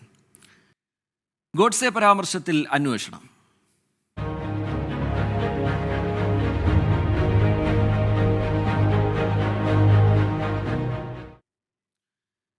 Kozhikode NIT college അധ്യാപിക പ്രൊഫസർ ഷൈജ ആണ്ടവന്റെ ഗോഡ്സെ പ്രകീർത്തനത്തിൽ പോലീസ് സൈബർ സെല്ലിന്റെയും മെറ്റയുടെയും സഹായം തേടി. ഫേസ്ബുക്ക് അക്കൗണ്ട് വിവരങ്ങളാണ് ആവശ്യപ്പെട്ടത്. വിദ്യാർത്ഥി സംഘർഷത്തെ തുടർന്ന് അടച്ചുപൂട്ടിയ കോളേജ് വീണ്ടും തുറന്നു. ഗോഡ്സെ ഇന്ത്യയെ രക്ഷിച്ചതിൽ അഭിമാനമുണ്ടെന്ന NIT അധ്യാപികയുടെ വിവാദ പ്രകീർത്തനത്തിൽ കഴിഞ്ഞ ദിവസമാണ് കുന്നമംഗലം പോലീസ് കലാപാഹ്വാനത്തിന് കേസെടുത്തത്. തുടർ നടപടികളുടെ ഭാഗമായാണ് പോലീസ് മെറ്റയുടെയും സൈബർ സെല്ലിന്റെയും സഹായം തേടിയത്. ഷൈജ ആണ്ടവന്റെ ഫേസ്ബുക്ക് അക്കൗണ്ട് വിവരങ്ങൾ, IP അഡ്രസ് ഉൾപ്പെടെയാണ് ആവശ്യപ്പെട്ടത്. പ്രതിയുടെ മൊഴി രേഖപ്പെടുത്താൻ പോലീസ് ഇന്ന് ക്യാമ്പസിലെത്തിയെങ്കിലും അധ്യാപിക കോളേജിലെത്താത്തതിനാൽ മടങ്ങി. സംഘർഷവും വിവാദവുമായി ബന്ധപ്പെട്ട കേസുകളിൽ കോഴിക്കോട് NIT ഡയറക്ടറിൽ നിന്നും പോലീസ് വിവരങ്ങൾ തേടി. അതേസമയം 4 ദിവസത്തിന് ശേഷം NIT വീണ്ടും തുറന്നു. അയോധ്യ പ്രതിഷ്ഠാ ദിനത്തിൽ കോളേജിൽ നടന്ന പരിപാടി സംഘർഷത്തിൽ കലാശിച്ചതോടെയായിരുന്നു ക്യാമ്പസ് പൂട്ടിയത്. 24 കോഴിക്കോട്. പത്തനംതിട്ടയിൽ ക്ഷേത്രത്തിന്റെ കാണിക്കവഞ്ചി കുത്തി തുറന്ന് മോഷണത്തിനിടെ ഇലന്തൂർ ഭഗവതിക്കുന്ന് ക്ഷേത്രത്തിന് നാശനഷ്ടങ്ങളുമുണ്ടായി. തൊട്ടപ്പുറത്തെ ക്രിസ്ത്യൻ പള്ളിയിലും മോഷണശ്രമം ഉണ്ടായി. ഇന്ന് രാവിലെയാണ് ഇലന്തൂർ ഭഗവതിക്കുന്ന് ക്ഷേത്രത്തിൽ മോഷണം നടന്ന വിവരം നാട്ടുകാർ അറിയുന്നത്. രാവിലെ പൂജാരി ക്ഷേത്രം തുറക്കാൻ എത്തിയപ്പോൾ കാണിക്കവഞ്ചി കുത്തിത്തുറന്ന നിലയിലായിരുന്നു. മോഷണത്തിനിടെ ക്ഷേത്രത്തിൽ നാശനഷ്ടങ്ങളും ഉണ്ടായി. ഇന്നലെ രാത്രിയോടുകൂടിയാണ് മോഷ്ടാവ് എത്തിയതെന്നാണ് സൂചന. ഇലന്തൂരിലെ മാർത്തോമ പള്ളിയുടെ കുരിശടിയുടെ പൂട്ട് തകർക്കുകയും പ്രദേശത്തെ ഒരു വീട്ടിലെ കാറ് കല്ലുകൊണ്ട് വരയുകയും ചെയ്തു. പത്തനംതിട്ട പോലീസ് സ്ഥലത്തെത്തി അന്വേഷണം തുടങ്ങി. 24 പത്തനംതിട്ട. ഇപ്പോൾ പുറത്തുവരുന്ന വളരെ പ്രധാനപ്പെട്ട ഒരു വിവരം, അത് പ്രേക്ഷകരെ അറിയിക്കാം. അത് ജാർഖണ്ഡിലെ വിശ്വാസ വോട്ടെടുപ്പുമായി ബന്ധപ്പെട്ടാണ്. വിശ്വാസ വോട്ട് നേടിയിരിക്കുന്നു JMM സർക്കാർ എന്നുള്ളതാണ്. ചമ്പൈ സോറൻ വിശ്വാസ വോട്ട് നേടിയിരിക്കുന്നു. അനുകൂലമായി 47 വോട്ടുകളാണ് ലഭിച്ചിരിക്കുന്നത്. എതിർത്തത് 29 പേരാണ് എന്നുള്ള വിവരമൊക്കെ പുറത്തു വരുന്നുണ്ട്. അതിൻ്റെ വിശദാംശങ്ങളിലേക്ക് അല്പസമയത്തിനകം തന്നെ നമുക്ക് പോകാം. അതിനു മുമ്പ് മറ്റൊരു റിപ്പോർട്ടിലേക്ക് കടക്കുകയാണ്. വ്യാജ LSD കേസിൽ ചാലക്കുടിയിലെ ബ്യൂട്ടി പാർലർ ഉടമ ഷീല സണ്ണിയെ കുടുക്കാൻ എക്സൈസ് ഉദ്യോഗസ്ഥർക്ക് വിവരം നൽകിയ ആളെ കേസിൽ പ്രതി ചേർത്തു. ഷീല സണ്ണിയുടെ ബന്ധുവായ യുവതിയുടെ സുഹൃത്ത് തൃപ്പൂണിത്തുറ ഏരൂർ സ്വദേശിയായ നാരായണദാസിനെയാണ് പ്രതി ചേർത്തത്. അന്വേഷണ സംഘത്തലവനായ crime branch assistant commissioner TM Maju ആണ് കഴിഞ്ഞ 31-ന് തൃശൂർ സെഷൻസ് കോടതിയിൽ റിപ്പോർട്ട് നൽകിയത്. വിദേശ ഫോൺ നമ്പറിൽ നിന്നാണ് എക്സൈസിന് ഫോൺ വന്നത് എന്നതിനാൽ വിവരം നൽകിയ ആളെ കണ്ടെത്താൻ ശ്രമകരമായിരുന്നു. നാരായണദാസിന് ബംഗളൂരുവിൽ ബിസിനസ് ബന്ധമുണ്ടെന്നാണ് വിവരം. യുവതിയും ബംഗളൂരുവിലാണ് താമസം. കേസന്വേഷണത്തിന്റെ തുടക്കത്തിൽ തന്നെ സംശയനിഴലിലായിരുന്ന യുവതിയെ കേന്ദ്രീകരിച്ച് നടത്തിയ അന്വേഷണമാണ് നാരായണദാസിലേക്ക് എത്തിയത്. യുവതിയെ നേരത്തെ അന്വേഷണ ഉദ്യോഗസ്ഥർ ചോദ്യം ചെയ്തിരുന്നെങ്കിലും നിരപരാധിയാണെന്ന് ആവർത്തിക്കുകയായിരുന്നു. എന്നാൽ യുവതിയുടെ തൃപ്പൂണിത്തുറയിലെ സ്വകാര്യ ബാങ്കിലെ നിക്ഷേപം സംബന്ധിച്ചുള്ള അന്വേഷണത്തിലാണ് കേസിൽ നിർണായക വഴിത്തിരിവുണ്ടായത്. യുവതിയുമായി അടുത്ത സൗഹൃദമാണ് ഇപ്പോൾ പ്രതി ചേർക്കപ്പെട്ടയാൾക്കുള്ളത്. ഇരിങ്ങാലക്കുട എക്സൈസ് ഇൻസ്പെക്ടറെ ഫോണിൽ വിളിച്ചാണ് ഇദ്ദേഹം വിവരം കൈമാറിയത്. ഷീല സണ്ണി അറസ്റ്റിലാകുന്നതിന്റെ തലേ ദിവസം നാരായണദാസ് ചാലക്കുടിയിൽ ഉണ്ടായിരുന്നുവെന്നും വിവരം ലഭിച്ചിട്ടുണ്ട്. അന്വേഷണ സംഘത്തിന് മുന്നിൽ ഹാജരാകാൻ ആവശ്യപ്പെട്ട് നൽകിയ നോട്ടീസ് ഇദ്ദേഹം ഇതുവരെയും കൈപ്പറ്റിയിട്ടില്ല. അറസ്റ്റ് ചെയ്ത് ചോദ്യം ചെയ്യാനുള്ള നടപടിയിലേക്ക് അന്വേഷണ സംഘം മുന്നോട്ടു പോകും. സംഭവം നടന്ന് 1 വർഷം പൂർത്തിയാകാൻ ദിവസങ്ങൾ ബാക്കിയിരിക്കെയാണ് കേസിൽ നിർണായക വിവരങ്ങൾ ലഭിക്കുന്നത്. 24 തൃശൂർ. നേരത്തെ ഞാൻ സൂചിപ്പിച്ച വാർത്തയുടെ വിശദാംശങ്ങളിലേക്കാണ് ഇനി പോകുന്നത്. ജാർഖണ്ഡിൽ വിശ്വാസം തെളിയിച്ചിരിക്കുന്നു ചമ്പൈ സോറൻ സർക്കാർ. വിശ്വാസ വോട്ടെടുപ്പിൽ വിജയിച്ചിരിക്കുകയാണ്. R രാധാകൃഷ്ണൻ വിവരങ്ങളുമായി ഡൽഹിയിൽ നിന്ന് ചേരുന്നുണ്ട്. ആർക്കെ അനുകൂലമായി 47 വോട്ടുകൾ കിട്ടുന്നു. എതിർത്തത് 29 പേരാണെന്ന് മനസ്സിലാക്കുന്നു. വലിയ രാഷ്ട്രീയ നാടകം, അതിനിടയിൽ ഒരു റിസോർട്ട് പൊളിറ്റിക്സ് ഒക്കെ നമ്മൾ കണ്ടെങ്കിലും വിശ്വാസം തെളിയിക്കാൻ കഴിഞ്ഞിരിക്കുന്നു സർക്കാരിന്. വിവരങ്ങൾ എന്താണ് ആർക്കെ? ഈ നവംബറിലാണ് ഈ സർക്കാരിന്റെ കാലാവധി അവസാനിക്കുന്നത്. ചമ്പൈ സോറിന് നവംബർ വരെ ഇപ്പോഴത്തെ സാഹചര്യത്തിൽ അദ്ദേഹത്തിന്റെ ഭരണം തുടരാം എന്നുള്ളതാണ് ഇപ്പോൾ നമുക്ക് പറയാൻ സാധിക്കുക. വിശ്വാസ വോട്ട് അദ്ദേഹം തേടിയിരിക്കുന്നു. 47 വോട്ടുകൾക്ക് എതിരെ 29 വോട്ടുകളാണ് ഉണ്ടായത്. 47 വോട്ടുകൾ നേടാൻ സാധിച്ചതിൽ അദ്ദേഹം സന്തോഷം പ്രകടിപ്പിച്ചിട്ടുണ്ട്. സർക്കാരിന് സ്ഥിരത ഉണ്ട് എന്ന് ബോധ്യപ്പെട്ടു എന്ന് അദ്ദേഹം വ്യക്തമാക്കി. ഇനിയുള്ള കാലം കൂടുതൽ വികസന പ്രവർത്തനങ്ങളിലേക്ക് ജനങ്ങൾക്ക് സമ്മാനിക്കുക എന്നുള്ളതാണ് തന്റെ ദൗത്യം എന്ന് അദ്ദേഹം വ്യക്തമാക്കുകയും ചെയ്തിരുന്നു. നേരത്തെ ഹേമന്ത് സോറൻ അദ്ദേഹം അറസ്റ്റിലായെങ്കിലും അദ്ദേഹത്തിന് സഭയിലെത്താനായിട്ട് സാധിച്ചിരുന്നു. വളരെ ശക്തമായിട്ടുള്ള ഭാഷയിൽ തന്റെ അറസ്റ്റിനെ അദ്ദേഹം സഭയിൽ വിമർശിക്കുന്ന ഒരു സാഹചര്യം ഉണ്ടായി. അതിനുശേഷമായിരുന്നു വിശ്വാസ വോട്ടെടുപ്പിലേക്ക് പോയത്. കോൺഗ്രസിന്റെ അംഗങ്ങൾ അടക്കമുള്ളവർ ഹേമന്ത് സോറന് അനുകൂലമായിട്ടാണ് വോട്ട് ചെയ്തിരിക്കുന്നത്. ഈ ഒരു സാഹചര്യത്തിൽ ചെമ്പൈ സോറന് അനുകൂലമായിട്ടാണ് വോട്ട് രേഖപ്പെടുത്തിയത്. അതിന്റെ ഒരു സാഹചര്യത്തിലാണ് ഈ 47 വോട്ടുകളിലേക്ക് എത്താൻ അദ്ദേഹത്തിന് സാധിച്ചത്.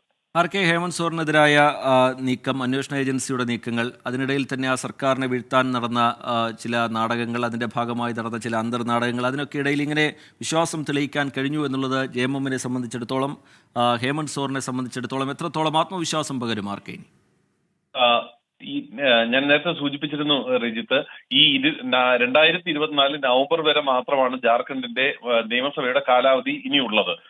ഈ ചുരുങ്ങിയ കാലയളവ് ആണെങ്കിൽ പോലും നിലവിലുള്ള രാഷ്ട്രീയ സാഹചര്യത്തെ നേരിടാനും അതുമായി ബന്ധപ്പെട്ടിട്ടുള്ള ഏതെങ്കിലും പ്രതികൂലാവസ്ഥ മാറ്റിയെടുക്കണമെങ്കിലും ഈ സമയം അത്രയും സർക്കാർ അവിടെ തുടരുക എന്നുള്ളത് ആവശ്യമായിരുന്നു. ഈ ഒരു പശ്ചാത്തലത്തിലാണ് ചെമ്പൈ സോറനെ മുഖ്യമന്ത്രിയായി നിയമിക്കാനായിട്ട് തീരുമാനിച്ചിരിക്കുന്നത്. ഇതിന്റെ അടിസ്ഥാനത്തിൽ ഈ വിശ്വാസ വോട്ട് തേടുന്ന നടപടികൾ പൂർത്തിയാക്കിയത് വലിയ ആത്മവിശ്വാസം JMMന് ഉണ്ടാക്കിയിട്ടുണ്ട്. കാരണം കുറെ അധികം MLA-മാർ ചാഞ്ചാട്ടം ചില ഘട്ടങ്ങളിൽ പ്രകടിപ്പിച്ചിരുന്നു. അത് കോൺഗ്രസിന്റെ MLA-മാർ ഉൾപ്പെടെയുള്ളവരാണ്. പക്ഷെ ഇവരെ എല്ലാം ഒരുമിപ്പിച്ച് നിർത്താനായി അന്തിമമായി സാധിച്ചു എന്നുള്ളത് ആത്മവിശ്വാസം നൽകുന്ന ഒരു ഘടകമാണ്. അതുകൊണ്ട് BJP-ക്കെതിരെ വളരെ ശക്തമായിട്ടുള്ള നിലപാടാണ് JMM ഇപ്പോൾ സ്വീകരിച്ചു വരുന്നത്. വരും ദിവസങ്ങളിൽ അതിന് അനുബന്ധമായിട്ടുള്ള നടപടികളിലേക്ക് അവർ കടക്കുകയും ചെയ്യും. ശരി, ആർ രാധാകൃഷ്ണൻ ഡൽഹിയിൽ നിന്ന് വിവരങ്ങൾ നൽകുകയായിരുന്നു. ജാർഖണ്ഡിൽ വിശ്വാസം തെളിയിച്ചിരിക്കുന്നു ചമ്പേ സോറൻ സർക്കാർ. ഇടവേള കഴിഞ്ഞ് തിരികെ എത്തുമ്പോൾ കായിക ലോകത്ത് നിന്നുള്ള വളരെ പ്രധാനപ്പെട്ട ഒരു വാർത്താ പ്രേക്ഷകരെ അറിയിക്കാം. അത് വിശാഖപട്ടണം ടെസ്റ്റിൽ ഇന്ത്യക്ക് തകർപ്പൻ ജയം എന്നുള്ളതാണ്. ഇംഗ്ലണ്ടിനെ തകർത്തത് 106 റൺസിനാണ്. 399 റൺസ് വിജയലക്ഷ്യം പിന്തുടർന്ന ഇംഗ്ലണ്ട് 292 റൺസിന് പുറത്തായി. ജസ്പ്രീത് ബുംറയ്ക്കും അശ്വിനും 3 വിക്കറ്റുകൾ സ്വന്തമാക്കാൻ കഴിഞ്ഞു. അങ്ങനെ 5 മത്സരങ്ങളുടെ പരമ്പര 1-1 എന്ന നിലയിലാണ് ഇപ്പോഴുള്ളത്. അതിൻ്റെ വിശദാംശങ്ങളിലേക്ക് നമുക്ക് പിന്നീട് കടക്കാം. ഇപ്പോൾ പുറത്തു വരുന്നൊരു വിവരം എന്നുള്ള നിലയിൽ അത് പ്രേക്ഷകരെ അറിയിച്ചതാണ്. അടുത്ത വാർത്തയിലേക്ക്. ഹൈക്കോടതിയിൽ തുടരുന്ന തർക്കം.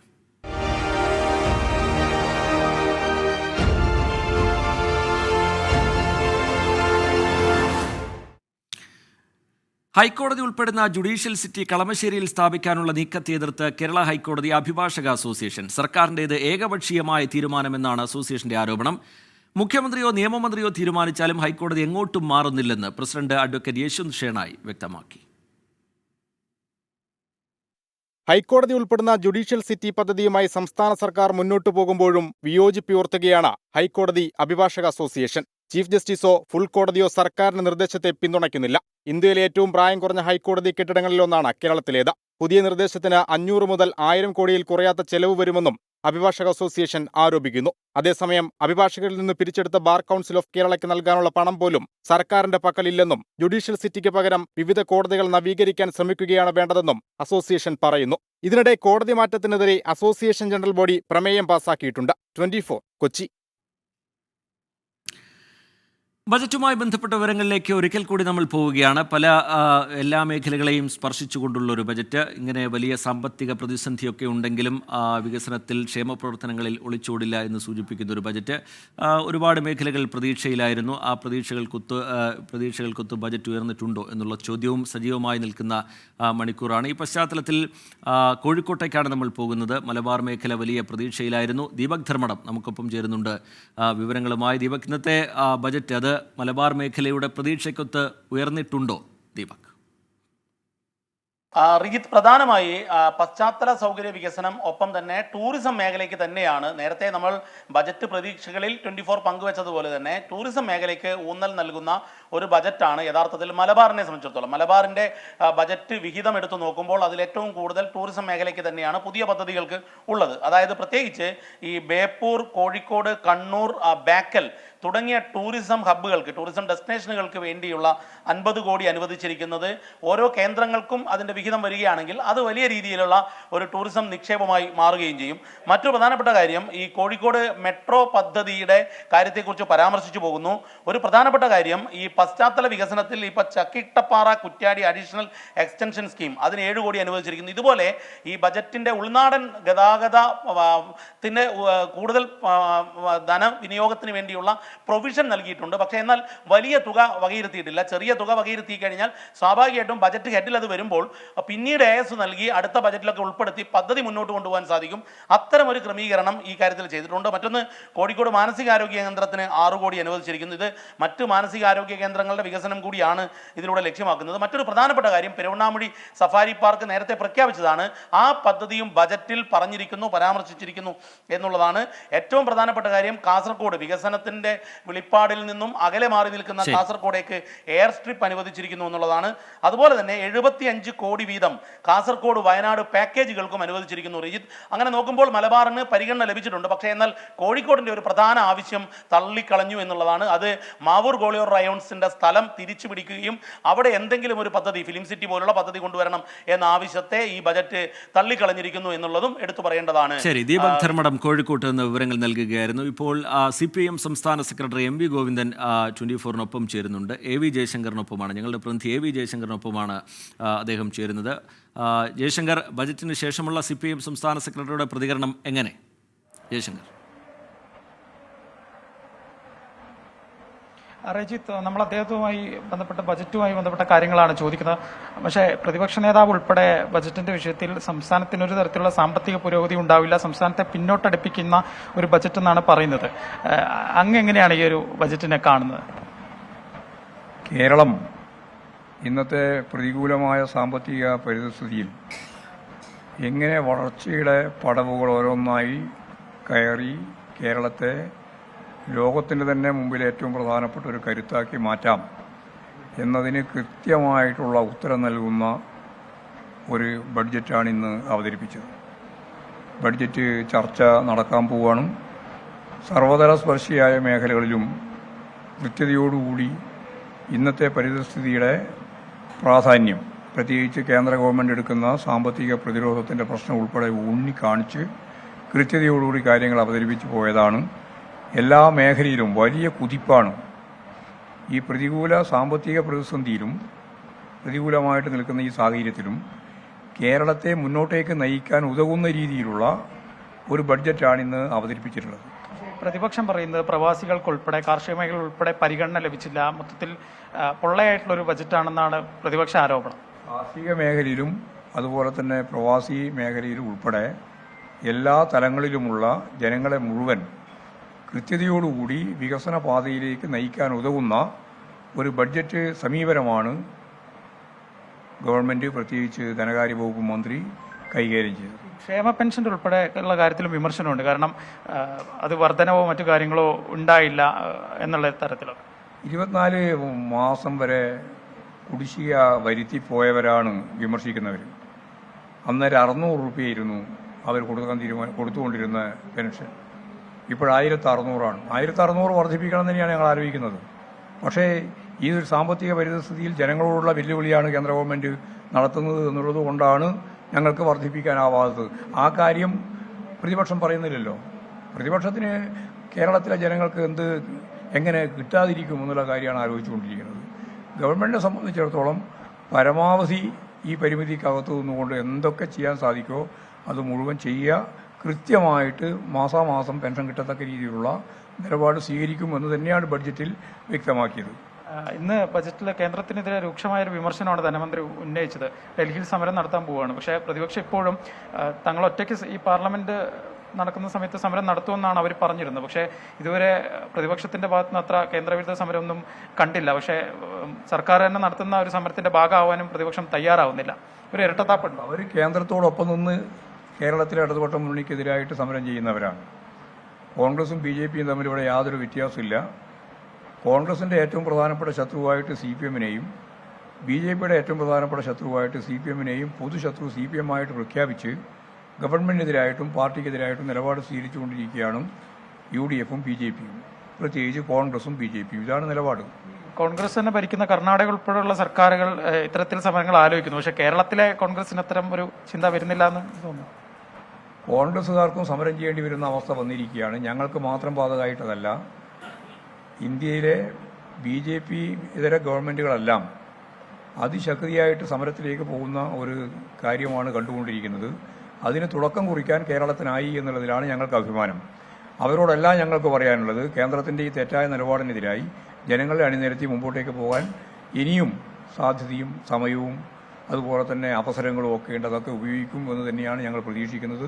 ഉപയോഗിക്കണമെന്ന് തന്നെയാണ് ഞങ്ങൾക്ക് അഭ്യർത്ഥിക്കാനുള്ളത്. കേരളത്തിലെ കോൺഗ്രസ് എടുക്കുന്ന നിലപാട് BJP അനുകൂലമായ നിലപാടാണ്.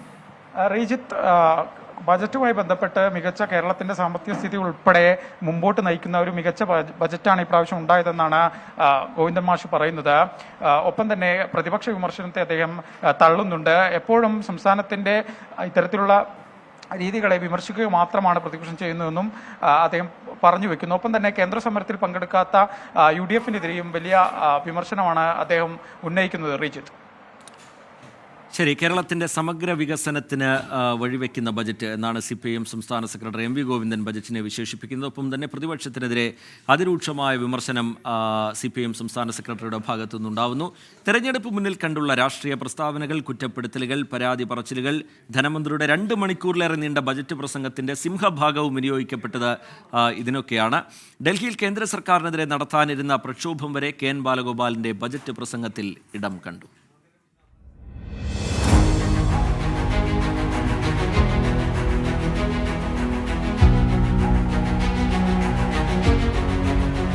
സർ, ഇത് ജനങ്ങളെയാകെ ബാധിക്കുന്ന പ്രശ്നമാണെന്ന് കണ്ട് കേന്ദ്ര അവഗണനയ്ക്കെതിരെ സമരം ചെയ്യാൻ സ്വന്തം നിലയ്ക്കാണെങ്കിലും പ്രതിപക്ഷവും തയ്യാറാകണം എന്ന് അഭ്യർത്ഥിക്കുകയാണ്. കേന്ദ്ര അവഗണനയെപ്പറ്റിയുള്ള വിലാപങ്ങളും രാഷ്ട്രീയ പ്രസ്താവനകളും കൊണ്ട് സമൃദ്ധമായ സംസ്ഥാന ബജറ്റ് പ്രസംഗം തെരഞ്ഞെടുപ്പ് ലക്ഷ്യം കണ്ടുള്ള രാഷ്ട്രീയ പ്രസംഗമായി പലയിടത്തും മാറി. മുടിഞ്ഞുപോയ നാടെന്ന് വിശേഷിപ്പിക്കുന്ന കേരള വിരുദ്ധരെ വല്ലാതെ നിരാശപ്പെടുത്തുന്ന നേട്ടങ്ങളാണ് ഈ നാട് കൈവരിച്ചത് എന്ന് പറഞ്ഞുകൊണ്ടാണ് ധനമന്ത്രി കെ.എൻ. ബാലഗോപാലിന്റെ പ്രസംഗത്തിന്റെ തുടക്കം. കേരളത്തിൻ്റെ സ്ഥാനം ഇന്ത്യൻ സംസ്ഥാനങ്ങൾക്കിടയിൽ മുൻനിരയിലാണ്. കേരളത്തെ മുടിഞ്ഞുപോയ നാടെന്ന് ചിത്രീകരിക്കുന്ന കേരള വിരുദ്ധരെ അഗാധമായി നിരാശപ്പെടുത്തുന്ന നേട്ടങ്ങളാണ് ഈ നാട് കൈവരിച്ചുകൊണ്ടിരിക്കുന്നത്. പശ്ചാത്തല സൗകര്യ വികസനത്തിന്റെ മെല്ലെപ്പോക്കും ആഭ്യന്തര ഉൽപാദന വളർച്ച മെച്ചപ്പെടുത്തുന്നതിലും പിണറായി സർക്കാരിന്റെ പ്രവർത്തനങ്ങൾ എങ്ങനെ ഗുണം ചെയ്തുവെന്ന് വിശദീകരിക്കാനാണ് പിന്നീട് കെ.എൻ. ബാലഗോപാൽ ശ്രമിച്ചത്. 10 വർഷം മുമ്പ് സ്വപ്നം കാണാൻ പോലും കഴിയാതിരുന്ന കാര്യങ്ങളാണ് പിണറായി സർക്കാർ അധികാരത്തിലെത്തിയ ശേഷം സംഭവിക്കുന്നതെന്നും മുഖ്യമന്ത്രിക്ക് നേരെയുണ്ടായ വിമർശനവും അസഭ്യവർഷവും അസഹിഷ്ണുത മൂലമെന്നും പറഞ്ഞുവെച്ചു ധനമന്ത്രി. 10 വർഷം മുമ്പ് നമുക്ക് സ്വപ്നം കാണാൻ പോലും കഴിയാതിരുന്ന കാര്യങ്ങളാണ് പിണറായി സർക്കാർ അധികാരത്തിലെത്തിയതിനു ശേഷം സംഭവിച്ചുകൊണ്ടിരിക്കുന്നത്. ദേശീയപാത 66-നോടൊപ്പം മറ്റ് ദേശീയപാതകളുടെയും തീരദേശ പാതകളുടെയും മലയോര പാതയുടെയും പണി അതിവേഗം പുരോഗമിക്കുകയാണ്. ഈ ഘട്ടത്തിൽ ഈ പദ്ധതികളുടെ കാര്യത്തിൽ സംസ്ഥാന സർക്കാർ നേരിടേണ്ടി വന്ന വലിയ എതിർപ്പുകളെക്കുറിച്ച് ഓർക്കുന്നത് നന്നാവും. മുഖ്യമന്ത്രിക്ക് നേരെയുണ്ടായ വിമർശനത്തിനും അസഭ്യവർഷത്തിനും വല്ല കയ്യും കണക്കും ഉണ്ടായിരുന്നു. മന്ത്രിമാരുടെ എണ്ണം, വിദേശയാത്രകൾ, ചെലവ് എല്ലാം UDF സർക്കാരിന്റെ കാലവുമായി താരതമ്യപ്പെടുത്താൻ തയ്യാറാണെന്നായിരുന്നു മറ്റൊരു പ്രസ്താവന. കേരയിൽ പദ്ധതി നടപ്പിലാക്കുന്നതിനുള്ള നടപടികളും നവകേരള യാത്രയും നവകേരള സൃഷ്ടിയുമായിരുന്നു പ്രസംഗത്തിലെ മറ്റ് രാഷ്ട്രീയ ഹൈലൈറ്റുകൾ. സർ, അതിവേഗ റെയിൽ യാത്രക്കാർക്കായി നിർദ്ദേശിച്ച കേരയിൽ പദ്ധതി നടപ്പിലാക്കുന്നതിനുള്ള ശ്രമം സർക്കാർ തുടരുന്നതാണ്. ഇത് സംബന്ധിച്ച് കേന്ദ്ര സർക്കാരുമായുള്ള കൂടിയാലോചനകൾ തുടരുകയാണ്. നവകേരള സദസ്സിലെ നിർദ്ദേശങ്ങളുമായി ബന്ധപ്പെട്ട പദ്ധതികൾക്കായി സംസ്ഥാനത്തെ വികസന പദ്ധതികൾക്കായി 1000 കോടി രൂപ ചെലവഴിക്കും. കേന്ദ്ര അവഗണന തുടർന്നാൽ പ്ലാൻ ബിയെ പറ്റി ആലോചിക്കുമെന്ന് ആവർത്തിച്ചു പറഞ്ഞ ബാലഗോപാൽ പക്ഷേ എന്താണ് ഈ പ്ലാൻ ബി എന്ന് മാത്രം വിശദീകരിച്ചില്ല. അതല്ല, ധനവ്യവസ്ഥയെ കൂടുതൽ കേന്ദ്രീകരിക്കുന്ന നടപടിയാണ് കേന്ദ്രം സ്വീകരിക്കുന്നതെങ്കിലോ കേരളത്തോടുള്ള അവഗണന തുടരുകയാണെങ്കിലോ തീർച്ചയായും നമുക്ക് ഒരു പ്ലാൻ ബിയെക്കുറിച്ച് ആ ഘട്ടത്തിൽ ആലോചിക്കേണ്ടി വരും. എല്ലാ മേഖലകളിലും സ്വകാര്യവൽക്കരണത്തിനായുള്ള ആഹ്വാനവും മദ്യത്തിലൂടെയും ലോട്ടറിയിലൂടെയും വരുമാനം തുടർന്നും വർദ്ധിപ്പിക്കാനുള്ള നീക്കവും ഇടതുപക്ഷ നിലപാടിന് വിരുദ്ധമാണെങ്കിലും ധനമന്ത്രി അതിൽ തന്നെയാണ് പ്രതീക്ഷയർപ്പിച്ചതെന്നതും വിരോധാഭാസം. Research desk 24. ഈ റിപ്പോർട്ടോടുകൂടി ഗുഡ് ആഫ്റ്റർനൂണിൻ്റെ സമയം പൂർത്തിയാവുകയാണ്. ബജറ്റുമായി ബന്ധപ്പെട്ട വിവരങ്ങളൊപ്പം തന്നെ ഇന്ന് പുറത്തുവന്ന വളരെ പ്രധാനപ്പെട്ട വാർത്തകൾ ഇതൊക്കെയാണ് കഴിഞ്ഞ 1.5 മണിക്കൂറിൽ നമ്മൾ പരിശോധിച്ചത്. അതിനെക്കുറിച്ചാണ് നമ്മൾ സംസാരിച്ചത്.